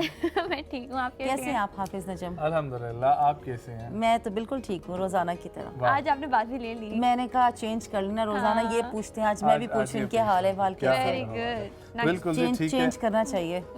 तो आज मुझे यहाँ पर चॉकलेट नज़र आ रही है, क्रीम नज़र आ रही है, केक टाइप कुछ लग रहा है, और मुर्गी के अंडे, मुर्गी के अंडे ये दर बदर, जरूरी है। हाँ मुर्गी के अंडे नजर आ रहे हैं और क्रीम नजर आ रही है, दूध नजर। अच्छा, हमें भी इंग्रेडिएंट्स की समझ आ गया। इससे अंदाजा ये हो रहा है कि कुछ जो है वो केक टाइप या हाँ कुछ चीज़ हम लोग इस तरीके से कुछ केक टाइप का ही बन रहा है, कुछ केक टाइप के ही मफिन्स बन रहे हैं। मफिन्स बन रहे हैं। ओके। और मैं ये सोच रही थी कि ये चूंकि मैं बहुत ज़्यादा घर पे बनाती हूँ रेसिपी, तो मैंने सोचा कि वो जिनके घर पर कुकिंग वाला जो बड़ा ओवन है, कन्वेक्शन ओवन, वो नहीं है और सिर्फ माइक्रोवेव है या चूल्हे में भी आप ये बना सकते हैं इसी रेसिपी को, तो ये उनके लिए आसान है कि सुबह सुबह अगर आपके बच्चों ने कह दिया कि मैंने तो आज कपकेक्स लेके जाने थे मम्मी स्कूल में, अब क्या करेंगे आप, तो आप ये वाली रेसिपी फॉलो कीजिएगा, 3 मिनट में आपके माइक्रोवेव कपकेक्स रेडी हो जाएंगे। मफिन्स एक्चुअली 3 मिनट में। अब डिपेंड करते हैं कि आपके पास जो माइक्रोवेव ओवन है वो कितना फास्ट है।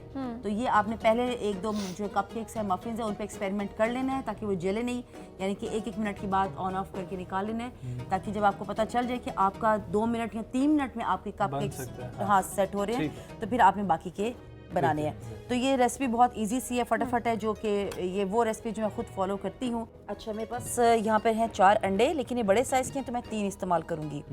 उसके बाद मक्खन अगर मौजूद है आपके पास तो इस रेसिपी के अकॉर्डिंग आपने मक्खन लेना है तकरीबन 200 ग्राम, या आप समझ लें 1 बड़ा कप, ठीक है। लेकिन मैं यहाँ पर इसको बना रही हूँ ऑयल के साथ, तो मैंने आधा कप ऑयल लिया है, बेकिंग पाउडर 1.5 टीस्पून, और ये थोड़ा सा मैंने दूध रखा है कि अगर मुझे इसकी कंसिस्टेंसी को थोड़ा पतला करना हुआ तो मैं इसमें दूध इस्तेमाल करूंगी, दूध नहीं तो आप पानी भी इस्तेमाल कर सकते हैं। यहाँ पर आपको नजर आ रही है चॉकलेट स्लैब और क्रीम, टेट्रा पैक क्रीम है।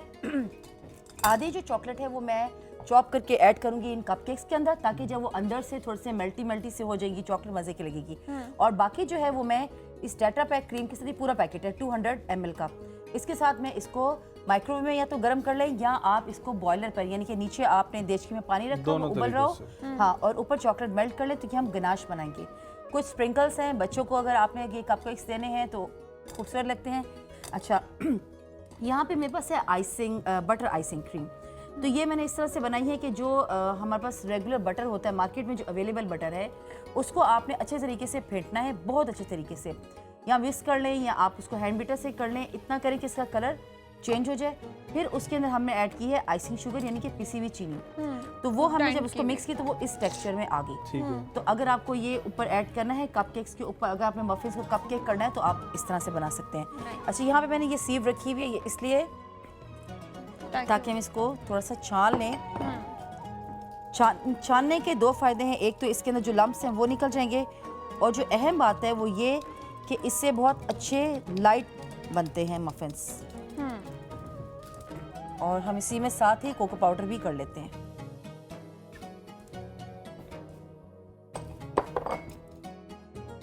चॉकलेट की अच्छा, मैं इसमें चीज़ों को इकट्ठा मिक्स करूंगी और इकट्ठा ही इसको मैं बीटर से मिक्स कर लूंगी। अगर आप चाहें तो पहले अंडे और चीनी को विस्क कर सकते हैं, देखिए मैं ज़रा तेज़ काम करूँगी ताकि फटाफट हो जाए, लंबे चक्रों में नहीं जाऊँगी। ये 1.5 चम्मच था मेरे पास, ये मैंने सारा ऐड कर दिया।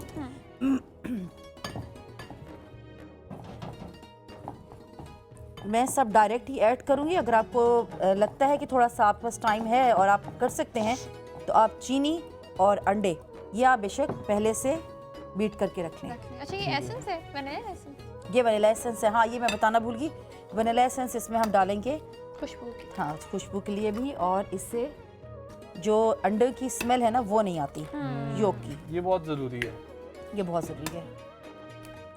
तो पहले मैं 3 अंडे इसमें ऐड करती हूँ, देखती हूँ मुझे कितने ज़रूरत है। आधा कप ऑयल है, ये आम ऑयल जिससे हम खाना बनाते हैं, ये वो रेगुलर ऑयल है। और इस सब कुछ जो है ना मैं 1 पॉट ही समझ लें आप रेसिपी कर रही हूँ। और ये मेरे पास वनीला एसेंस तकरीबन ½ टीस्पून मैंने इसमें ऐड किया। ये मैंने तो अपने अंदाजे से किया है, अगर आपके पास स्पून से आपने करना है तो आप उसको इस तरह से कर लीजिए। अगर आपने काम जल्दी करना है तो चीनी को आप पीस के रख लीजिए, उससे भी ये ज़रा आसान हो जाएंगे।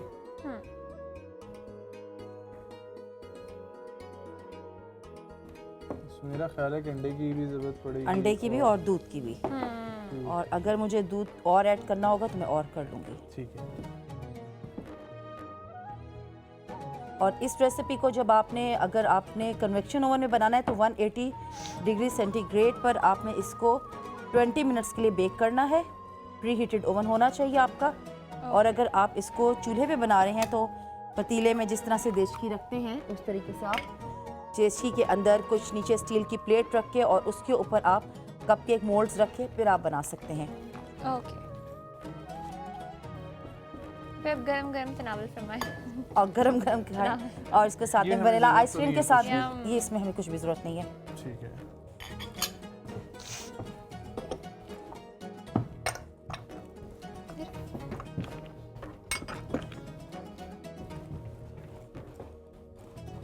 अच्छा हाफिज़ नजम पीछे पानी का जग है, मुझे थोड़ा सा पानी ऐड दे दीजिए, मैं इसमें पानी ऐड करूँगी। ये बताइएगा। करें ऐड, बस रोकें। आप चाहें तो कंप्लीट पानी भी इसमें रख सकते हैं, दूध ना डालें, और अगर चाहें तो पानी ना इस्तेमाल करें, दूध कर लें। मकसद ये कि इसकी कंसिस्टेंसी इतनी हो कि ये इजीली बेक हो सके, बहुत गाढ़ा ना हो, बहुत पतला ना हो। बस हमें इतना ही चाहिए। और मैं कुछ इसमें चंक्स इसमें चॉकलेट के ऐड करूँगी। अब ये देखें इसकी कंसिस्टेंसी ऐसी है, बस ये ठीक है, हमें इतना ही रिक्वायर्ड है। हमें जरा एतदाल पसंदी के साथ भी कफायत और शारी। अच्छा मैं उर्दू ज़्यादा प्रॉपर करने की कोशिश कर रही हूँ तो मैं बड़ी कॉन्फिडेंटली बोल देती हूँ। हाफिज़ नजम आपको बहुत अच्छा सिखा देंगे, आहिस्ता आहिस्ता आखिरी रोज़े तक आप सलीस उर्दू सीख जाएंगी। अच्छा ये आइसक्रीम है, ये आइसक्रीम है? ये आइसक्रीम नहीं है। ठीक है। नहीं आइसक्रीम नहीं है। मैंने कहा कि आप चाहें तो इन कपकेक्स को आइसक्रीम के साथ भी, वनीला आइसक्रीम के साथ खा सकते हैं। ये क्या था? ये चॉकलेट स्लैब है। ये चॉकलेट ये स्लैब मीठी होती है? जी जी। मुझे नहीं पता ना। हाँ ठंडी नहीं होती एटलीस्ट। इन्होंने मुझे पहले बताया कि ये 2-3 पर्पस के लिए यूज़ होती है, लेकिन आज हम जिस लिए कर रहे हैं वो ये है कि जो टॉप मफिन्स का हेड होगा, ठीक है, उस पे जो एक वो क्या कहते हैं, गनाश, हम इसको गनाश के लिए कर रहे हैं। अच्छा ये मैंने चूँकि मैं इसको माइक्रोवेव में कर रही हूँ तो मैंने इसके नीचे लगाया है एक अंडरलाइनर जो मफिन्स का होता है, और कुछ चॉकलेट्स के ऊपर रख देंगे ऐसे, और थोड़ा सा ऊपर और ऐड कर लेंगे। अच्छा आप डायरेक्ट भी इसको इसी मोल्ड के अंदर, डायरेक्ट भी इसके अंदर आप कर सकते हैं अगर ये माइक्रोवेव सेव है तो पहले हम एक ये बना के देख लेते हैं कि हमें इसमें कितना रिक्वायर्ड है यहाँ पर जो इसका टेम्परेचर टाइमिंग है। चूँकि ये एक रेगुलर माइक्रोवेव है तो पहले हम इसको ट्राई कर लेते हैं। अब मैं पहले यहाँ पर इसको 2 मिनट पे लगाती हूँ। अस्सलाम वालेकुम। वालेकुम अस्सलाम।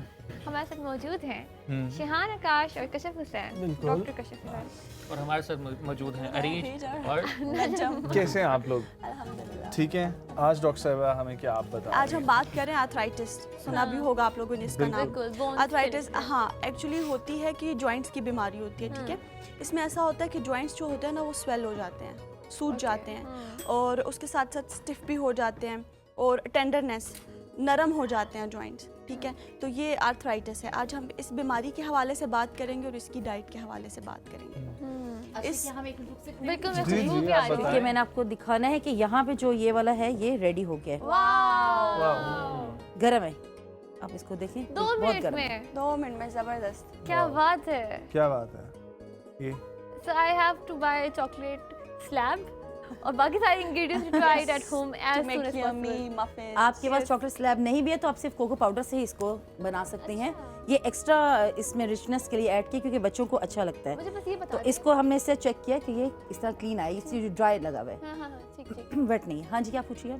वैसे कंफर्म करना चाहती कि जो चॉकलेट स्लैब है वो मतलब उसकी स्वीटनेस नॉर्मल है। हाँ, मिल्की चॉकलेट है। अगर आपको डार्क चॉकलेट पसंद है तो फिर आप वो इस्तेमाल करो, ये आपके टेस्ट पे है, ठीक है ठीक है। तो इस तरह हम बाकी बना लेते हैं। बेहतरीन, जबरदस्त। कंटिन्यू। इंशाल्लाह हम जी, सारे डॉक्टर ट्राई साहब। करेंगे। सो मफिन्स को देख के ना तबीयत ताज़ा हो गई, नींद उड़ गई है सबकी। खुशबू भी इतनी प्यारी आई है ना चॉकलेट। हाँ जी, तो आर्थराइटिस पे हम बात कर रहे थे। इस बीमारी की एक ये भी वजह है कि ये ज़्यादा मर्दों की निस्बत औरतों में पाई जाती है। क्यों? मतलब इसका चांस जो है वो औरतों में ज़्यादा होने ऐसा की। क्यों?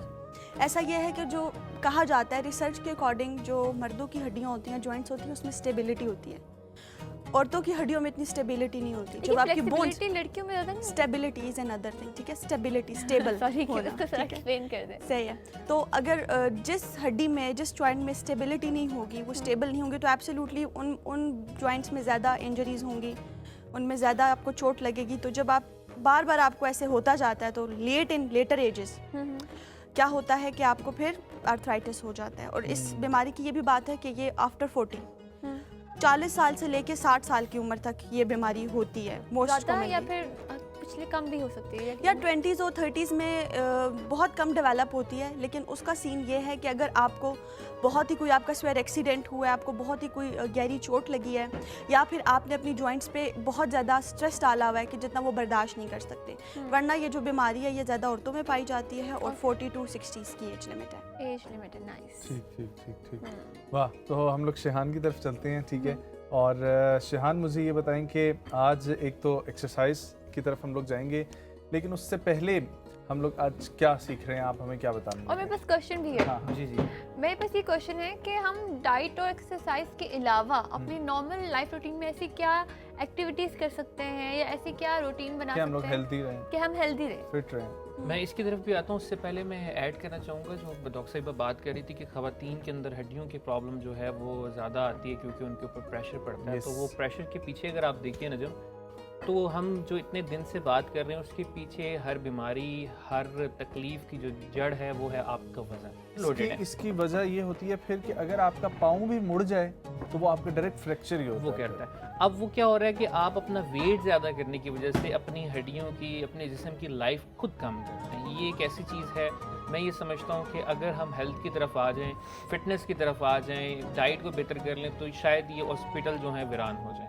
तो ये सारी बीमारियां जो हैं शुरू ही यहीं से हो रही हैं। आपका वज़न बढ़ रहा है, वज़न बढ़ने के बाद कोई बीपी में जा रहा है, किसी को हार्ट प्रॉब्लम हो रही है, किसी को शुगर हो रहा है, किसी को क्या मसला हो रहा है, किसी को हड्डियों का मसला हो रहा है। मैं तो जितने दिन से डॉक्टर साहिबा ने डरा दिया, जितने दिन से जो बीमारियां हो रही हैं वो सारी अगर आप देखें तो उसके पीछे रिलेट करें तो फिटनेस ही है। आपकी फिटनेस नहीं है तो इस वजह से आपको ये सारी प्रॉब्लम आ रही हैं। अरीज, आपने जो सवाल किया वो बड़ा अच्छा है। उसमें ये है कि लोग अक्सर ये पूछते हैं कि जी हमें ये बताएं कि हम तो जिम नहीं जा सकते हैं, हम स्विमिंग नहीं कर सकते हैं, हम एक्टिविटी कोई हमारा वो एक्टिविटी लेवल नहीं है, हम ऑफिस जाते हैं, गाड़ी लगाते हैं ऑफिस के बाहर और सीधे जाके सीट पे बैठ जाते हैं।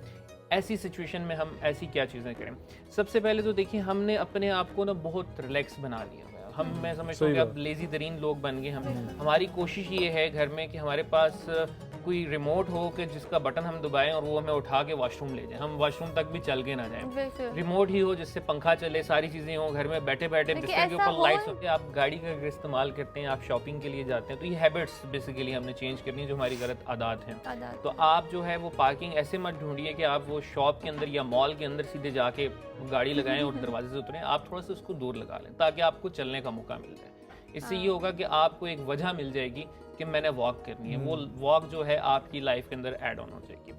इसके बाद आप जिस भी ऑफिस में काम करते हैं, तो अगर आपका ऑफिस फर्स्ट फ्लोर या सेकंड फ्लोर या थर्ड फ्लोर पे है, तो ये आपके लिए बहुत अच्छी बात है कि आपको सीढ़ियाँ चढ़ने का मौका मिला। तो आपके पास अगर लिफ्ट है भी तो आप उसका हरगिज़ इस्तेमाल ना करें, उसका इमरजेंसी की सूरत में इस्तेमाल करें, ताकि ऑफिस वालों के बिजली के पैसे भी बचें और आपकी सेहत जो है वो बरकरार रहे। फिर इसके बाद रोटी जो है हमारी, उसमें भी मैं चाहूँगा कि मैं थोड़ा सा आज ऐड कर दूँ कि हम जो रोटी खाते हैं, पहले तो हम मना करते रहे कि आप रोटी ना खाइए फिटनेस के लिए, लेकिन हम जो रोटी खाते हैं तो हम उसको ना नवाला बनाते हैं, नवाला बना के हलक से नीचे उतार लेते हैं। तो अल्लाह ताला ने दांत हमें दिए हैं चुबाने के लिए, उसको जब आप चुबा के खाएंगे तो एक तो आप उसको फील करेंगे, उसका टेस्ट फील करेंगे। फिर ये है कि आप कोशिश कीजिए कि 20 से 25 मरतबा आप उसको मुंह के अंदर चुबाइए ना, ठीक है। जब आप चुबाएंगे उसका प्रॉपर कीमा बना के, तो फिर आप हलक से नीचे उतारिए।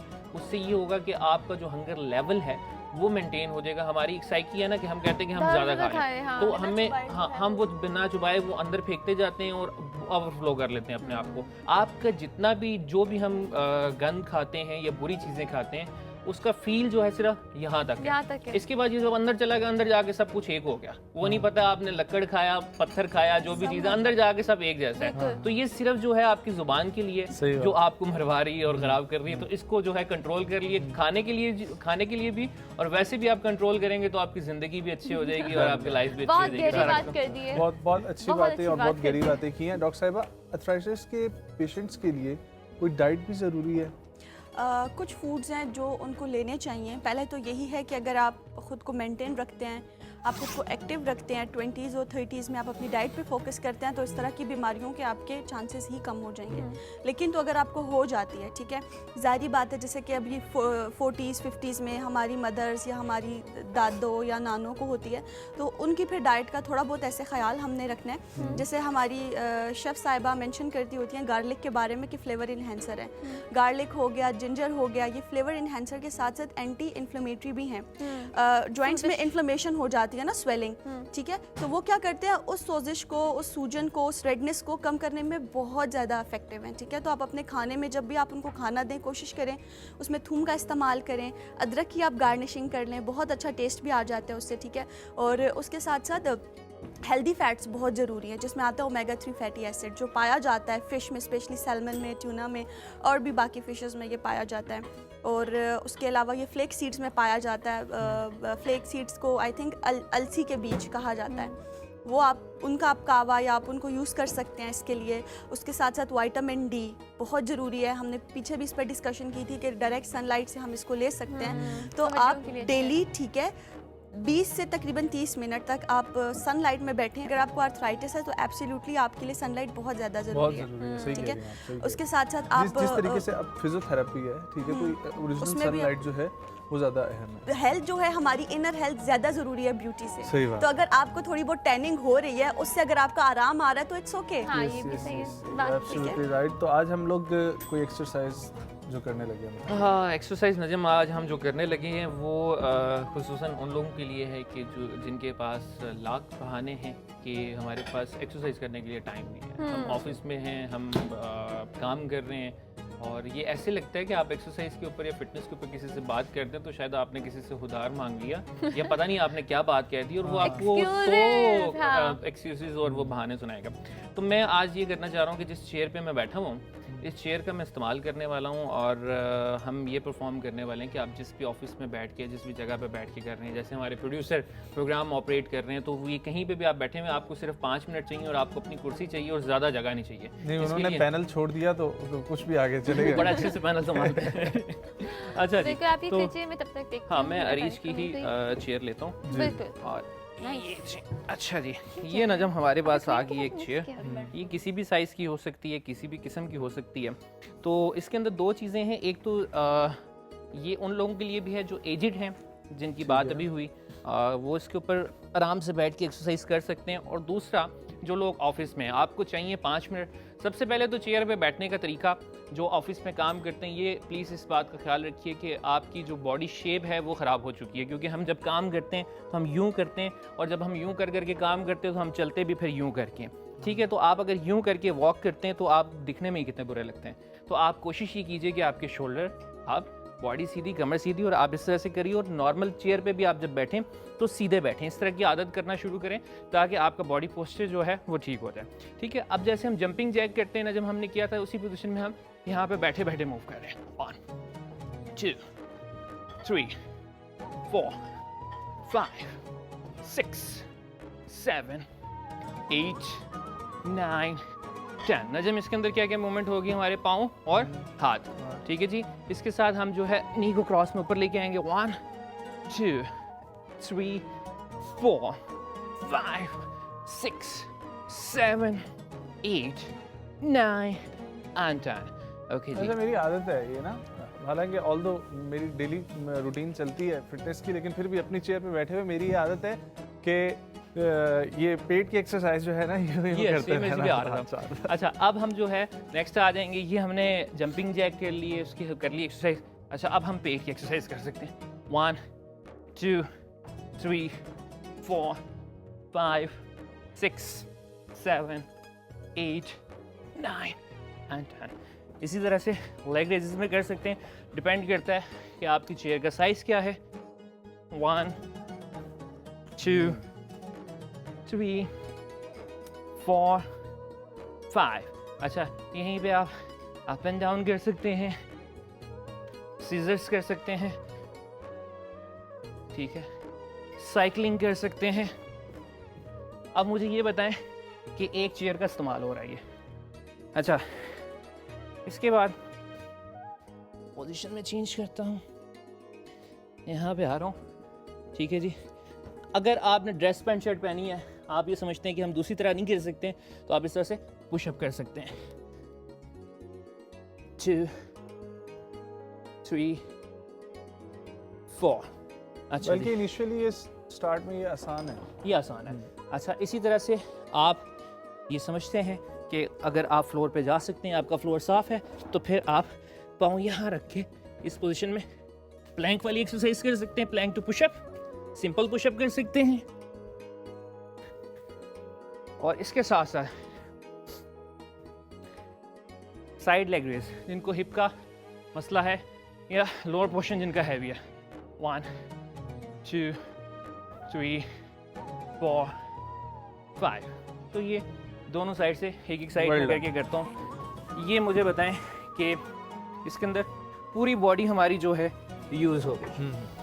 चलें जी, बहुत शुक्रिया आपका, और उम्मीद करते हैं कि लोग इसको एप्लीकेबल भी करेंगे और कुछ ना कुछ बेहतरी लाएंगे। अब तो बहाना खत्म हो जाना चाहिए। बहाना खत्म हो जाना चाहिए जी, बिल्कुल। बहुत शुक्रिया डॉक्टर साहिबा। वापस हम लोग चलते हैं जी किचन में और देखते हैं कि अरीज और हमारी शेफ़ डॉक्टर शेफ़ हिना कहाँ तक पहुँची हैं। डॉक्टर साहिबा से यहाँ तक का सफ़र, तो वाह, ये एक बड़ा बना दिया है ताकि हम सब मिलके इसको एंजॉय कर लेंगे बाद में। हमारा भी ख्याल रखती है ना शेफ हिना का कि कुश्ती को कोई कमी ना हो। क्या कमाल की खुशबू आ रही है। हाँ, बहुत मज़े की खुशबू आ रही है। हालांकि मुझे फ्लू भी है, लेकिन इसके बावजूद जी जी। आप चेक करें, हो गया होगा। नहीं लग रहा तो नहीं है। आपको नहीं लग रहा इसको हो गया? देखें, इसमें चॉकलेट भी है, इसके अंदर भी चॉकलेट है। दिखाएं, से मैं चेक खुद करें। अंदाजा करता हूँ। by 26th Ramzan, Najam is also yes yes, kind of Is it done? chef. हो गया। Yes yes yes yes. अभी थोड़ा सा ठंडा हो जाए तो उसके बाद हम इसको इसमें डालेंगे। और अगर आप मेन वाल अगर आप ये चाहें तो ये जो चॉकलेट स्लैब है जी। और ये जो थोड़े से स्प्रिंकल्स हैं, आप डायरेक्टली इनको भी इसके ऊपर रख ऐसे तो सकते नहीं, हैं। ऐसे तो नहीं। और कुछ हम बटर क्रीम के साथ भी इसको गार्निश कर सकते हैं। नहीं होगा वो मसाले चाट ही किए जा यस सकते हैं। Yes yes.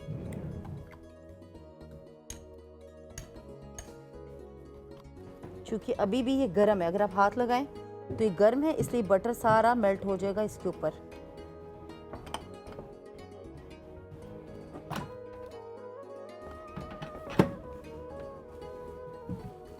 यमी। खूबसूरत। लेकिन ये मुझे डर है कि ये मेल्ट हो जाएगा एंड तक, तो आप अभी बस देख लीजिएगा क्योंकि ये बहुत गर्म है अभी भी। हाँ, एक्चुअली हमें बस टाइम की कमी होती है, तो हम इतना वेट नहीं कर सकते ना कि हम इसको थोड़ा ठंडा करने दें। हमारे बच्चे भी इंतज़ार कर रहे हैं बेचारे नजम से स्टोरी सुनने के लिए।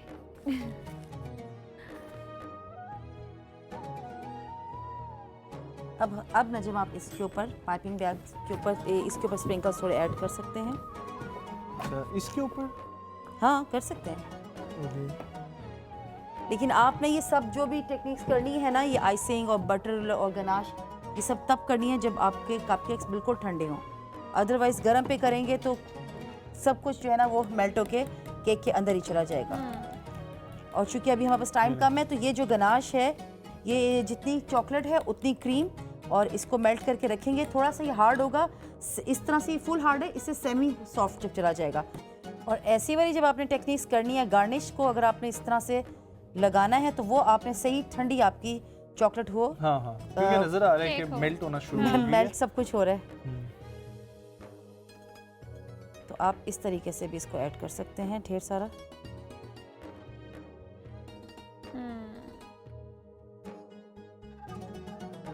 तो बस यही है कि चीज़ों को थोड़ा सा कूल डाउन होने दें और फिर उसके बाद आप प्रोसेस करें आहिस्ता आहिस्ता। ऐसा ही है बिल्कुल। तो बहुत अच्छी चीज़ जो बनाना चाह रहे हैं वो बनेगी। वेल, हम लोग बढ़ते हैं फिर अगले सेगमेंट की तरफ। अरीज, बिल्कुल, आपसे इजाज़त चाहेंगे। आपका बहुत शुक्रिया बहुत शुक्रिया फॉर दिस यम्मीएस्ट रेसिपी।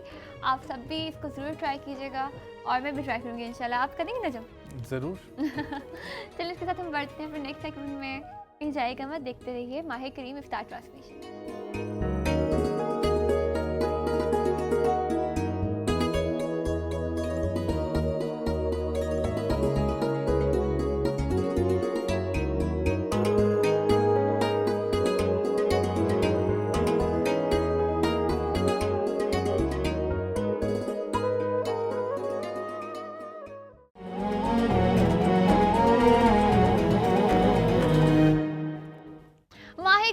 ट्रांसलेशन में एक बार फिर से आप सबको खुशामदीद। हम लोग मौजूद हैं ज़मीन के नन्हे मुन्ने फरिश्तों के साथ, जहाँ पे नजम साकिब हम सबको एक प्यारी सी स्टोरी सुनाएंगे। जी बिल्कुल। और कैसे हैं आप सब?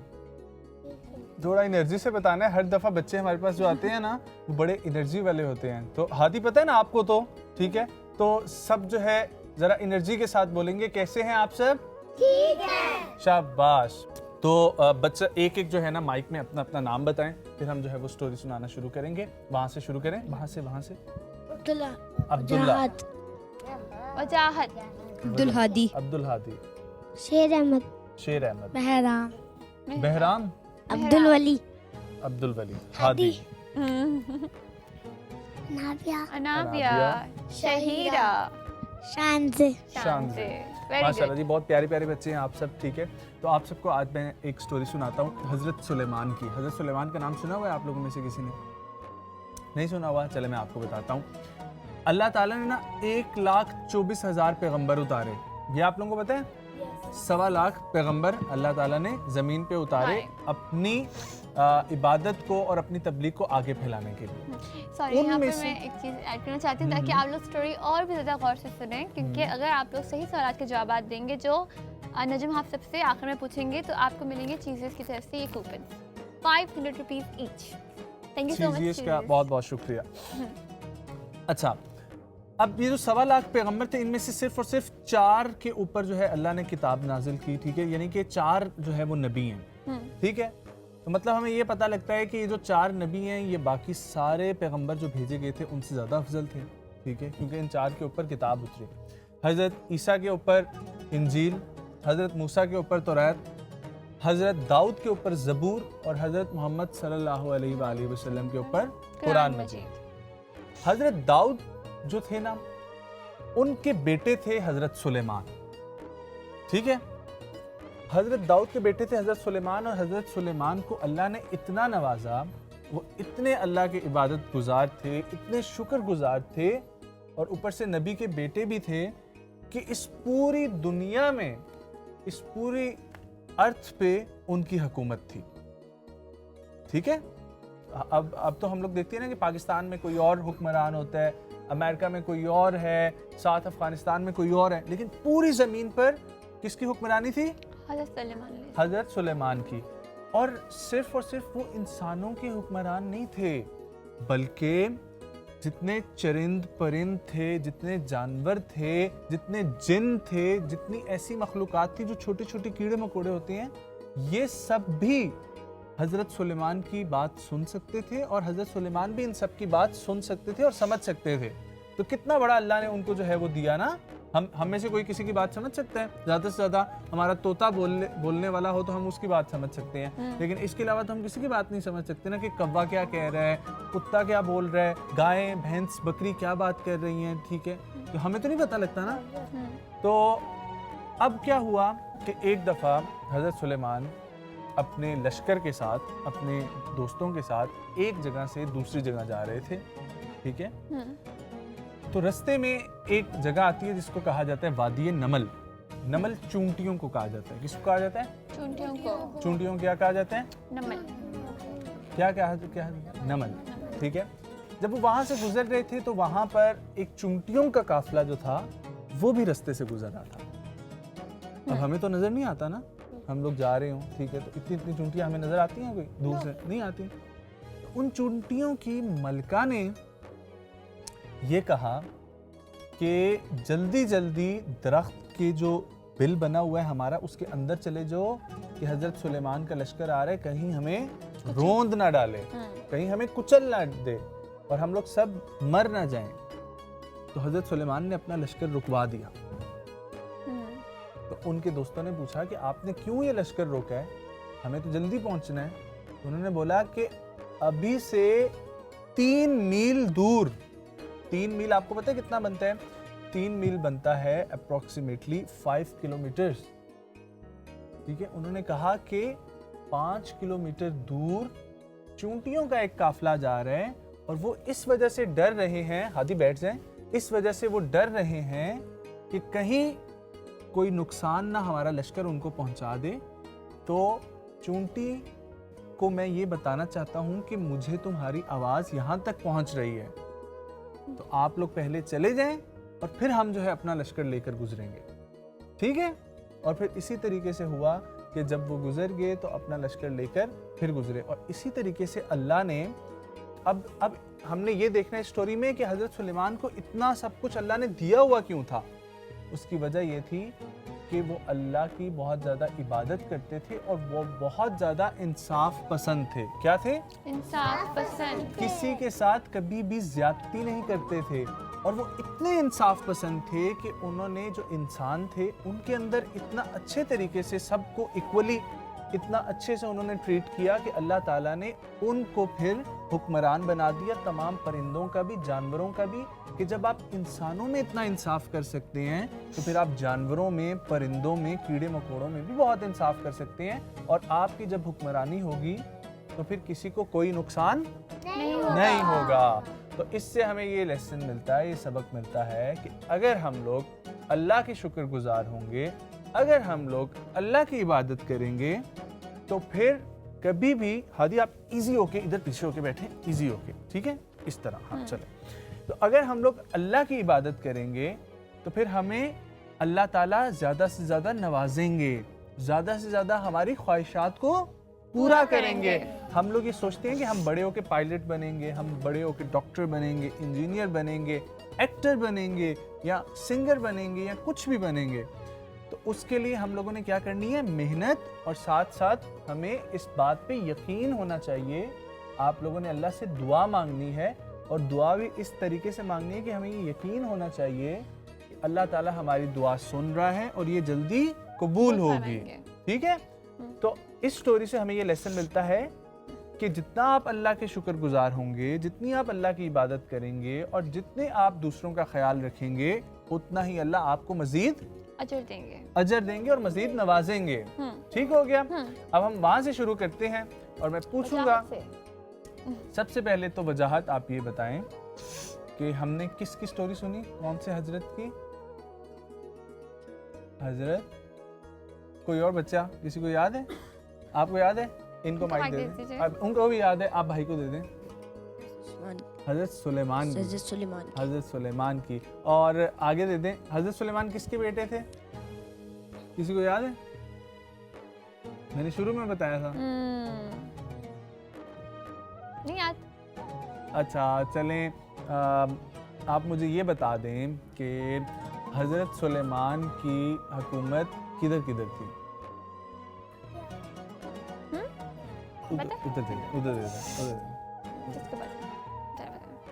पूरी पूरी दुनिया पर। पूरी दुनिया में कौन कौन था, कौन कौन शामिल है? इंसान, जानवर, कीड़े मकोड़े, जिन, परिंदे सब शामिल हैं, ठीक है। और हज़रत सुलेमान जिस वादी से गुजर रहे थे उस वादी को क्या कहते हैं? चूंटियों का दूसरा नाम क्या था, किसी को याद है? मैंने बताया था, नहीं याद ना? आप लोगों ने गौर से स्टोरी नहीं सुनी ना? ओहो। ठीक है, अच्छा तो अब आपको एक तो मिला, एक इधर एक भी question। उन्होंने भी हज़रत सुलेमान का बताया था। ये लीजिए। अच्छा अब मुझे ये बताएं कि इस स्टोरी से हमें लेसन क्या मिलता है, वो कौन बताएगा? जो मैंने अभी इतना एक्सप्लेन किया था, आपको तो मिल गया ना? आपको नहीं पता? हादी आपको नहीं पता? नहीं पता? हमें ये लेसन नहीं मिलता कि हमें अल्लाह की इबादत करनी चाहिए और हमें अल्लाह का शुक्र अदा करना चाहिए। हाँ, तो ये आप लोग क्यों नहीं बता रहे? ठीक है, पता है ना? और अगर हमें कोई मुश्किल आएगी तो हम क्या करेंगे? अल्लाह से दुआ मांगेंगे। किसकी आवाज़ सबसे ऊंची है यहाँ पे? ये लो।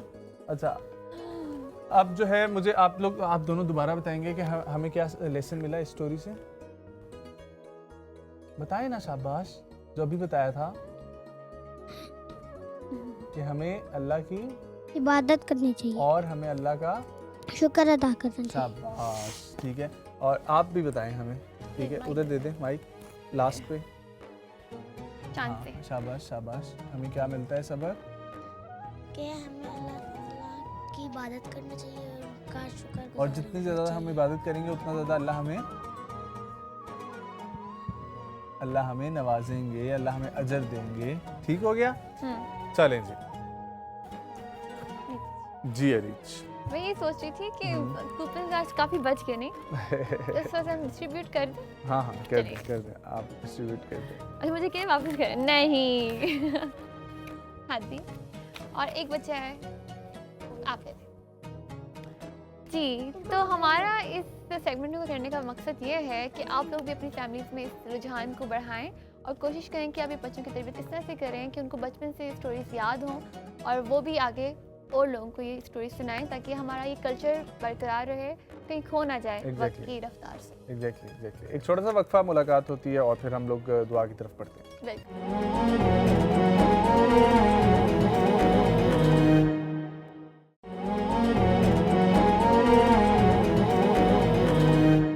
माही करीम इफ्तार ट्रांसमिशन में एक बार फिर से आप सबको खुशामदीद।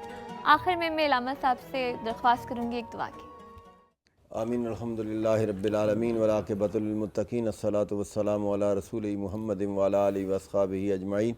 मौला करीम, यकीनन आने वाली घड़ियाँ, आने वाली रात, आने वाले लम्हात इतने कीमती हैं कि मौला हमें उनकी कदर करने की तौफीक अता फरमा। मौला इस आने वाली रात को फ़कत रात नहीं बल्कि हमारे लिए वो रात बनाते जिसे लैलतुल कद्र कहते हैं। मौला करीम, हम सबको इस रात की कदर करके अपना कुर्ब पाने की तौफीक अता फरमा। या अल्लाह, हमें तिलावत कुरान से, हमें नबी पाक सल्लल्लाहु अलैहि वसल्लम से दरूद के साथ और दीगर ज़िक्र अज़कार और आद वज़ाइफ के साथ इस रात को ज़िंदा रखने की तौफीक अता फरमा। मौला करीम, हमें अपने हकदारों के हक़ अदा करने की तौफीक अता फरमा। मुझे हम सबको किसी की हक तलफी से महफूज फरमा। इलाहुल आलमीन आलम इस्लाम पर, पाकिस्तान पर और पूरी दुनिया पर अपना रहम व करम नाज़िल फरमा। खुसूसन बिलखुसूस इस खित्ता अर्ज़ी जो तेरा ख़ास अतिया है और आने वाली रात का तेरा ख़ास तोहफ़ा है, और 27 रमज़ान मुबारक को ये अज़ीमुल मर्तबत मुल्क तूने हमें अता किया है। मौला करीम, हमें इसकी नज़रियाती और जोग्राफियाई सरहदों की हिफाजत करने की तौफीक अता फरमा। हमारे अरबाब इक़्तिदार को इसे खूबसूरत और मिसाली मुल्क बनाने की तौफीक अता फरमा। इलाहुल आलमीन, हम सबको अपने अपने हिस्से का काम करने की तौफीक अता फरमा। बिलखुसूस इस रात के, आने वाली रात के सदक़े से बिलखुसूस हमारे सगीरा और कबीरा गुनाह माफ़ फरमा। जिन जिन अहबाब के आइज़ा, अकारिब, अज़ीज़, रिश्तेदार, असातिज़ा, मशाइख दुनिया से पर्दा कर गए, मौला उन सबको जन्नत में आला मकाम अता फरमा। जो लोग बीमार हैं, किसी भी ज़ाहिरी, बातनी, रूहानी, जिस्मानी बीमारी में मुब्तला है, मौला करीम उनको को शिफायाब फरमा इलाहुल आलमीन। जो लोग बेरोज़गारी का शिकार हैं उन्हें रोज़गार अता फरमा, जो तंगदस्ती का शिकार हैं उन्हें रिज़्क़ की फ़राखी अता फरमा। मौला करम फरमा, फ़ज़ल फरमा, जो मांग सकें वो भी अता फरमा, जो नहीं मांग सके मौला वो भी अता फरमा। इन्नल्लाह व मलाइकतहु युसल्लूना अलन नबी या अय्युहल्लज़ीना आमनू सल्लु अलैहि व सल्लिमू तस्लीमा। अल्लाहुम्मा सल्लि अला सय्यदिना व मौलाना मुहम्मद व अला आलि सय्यदिना व मौलाना मुहम्मद व बारिक व सल्लिम व सल्लि अलैहि। खुदाया बहक के बनी फ़ातिमा के बरकौल ईमा कुनी ख़ातिमा, अगर दावतम रद कुनी वर कबूल, मनो दस्तो दामान आल रसूल, ली खमसतुन उतफ़ी बिहा वबाइल ख़ातिमा, अल मुस्तफ़ा वल मुर्तज़ा वबनाहुमा वल फ़ातिमा, व सल्लल्लाहु तआला अला खैर खल्क़िही मुहम्मद व अला आलिहि व अस्हाबिही अजमाइन बिरहमतिका या आप सभी को 26वां रोज़ा बहुत बहुत मुबारक हो। यहाँ पर वक्त हुआ जाता है इख्तिताम का। आप लोगों से मुलाकात होगी कल। मुझे, अरीज को और पूरी टीम को दीजिए इजाज़त। अल्लाह ने के बाद।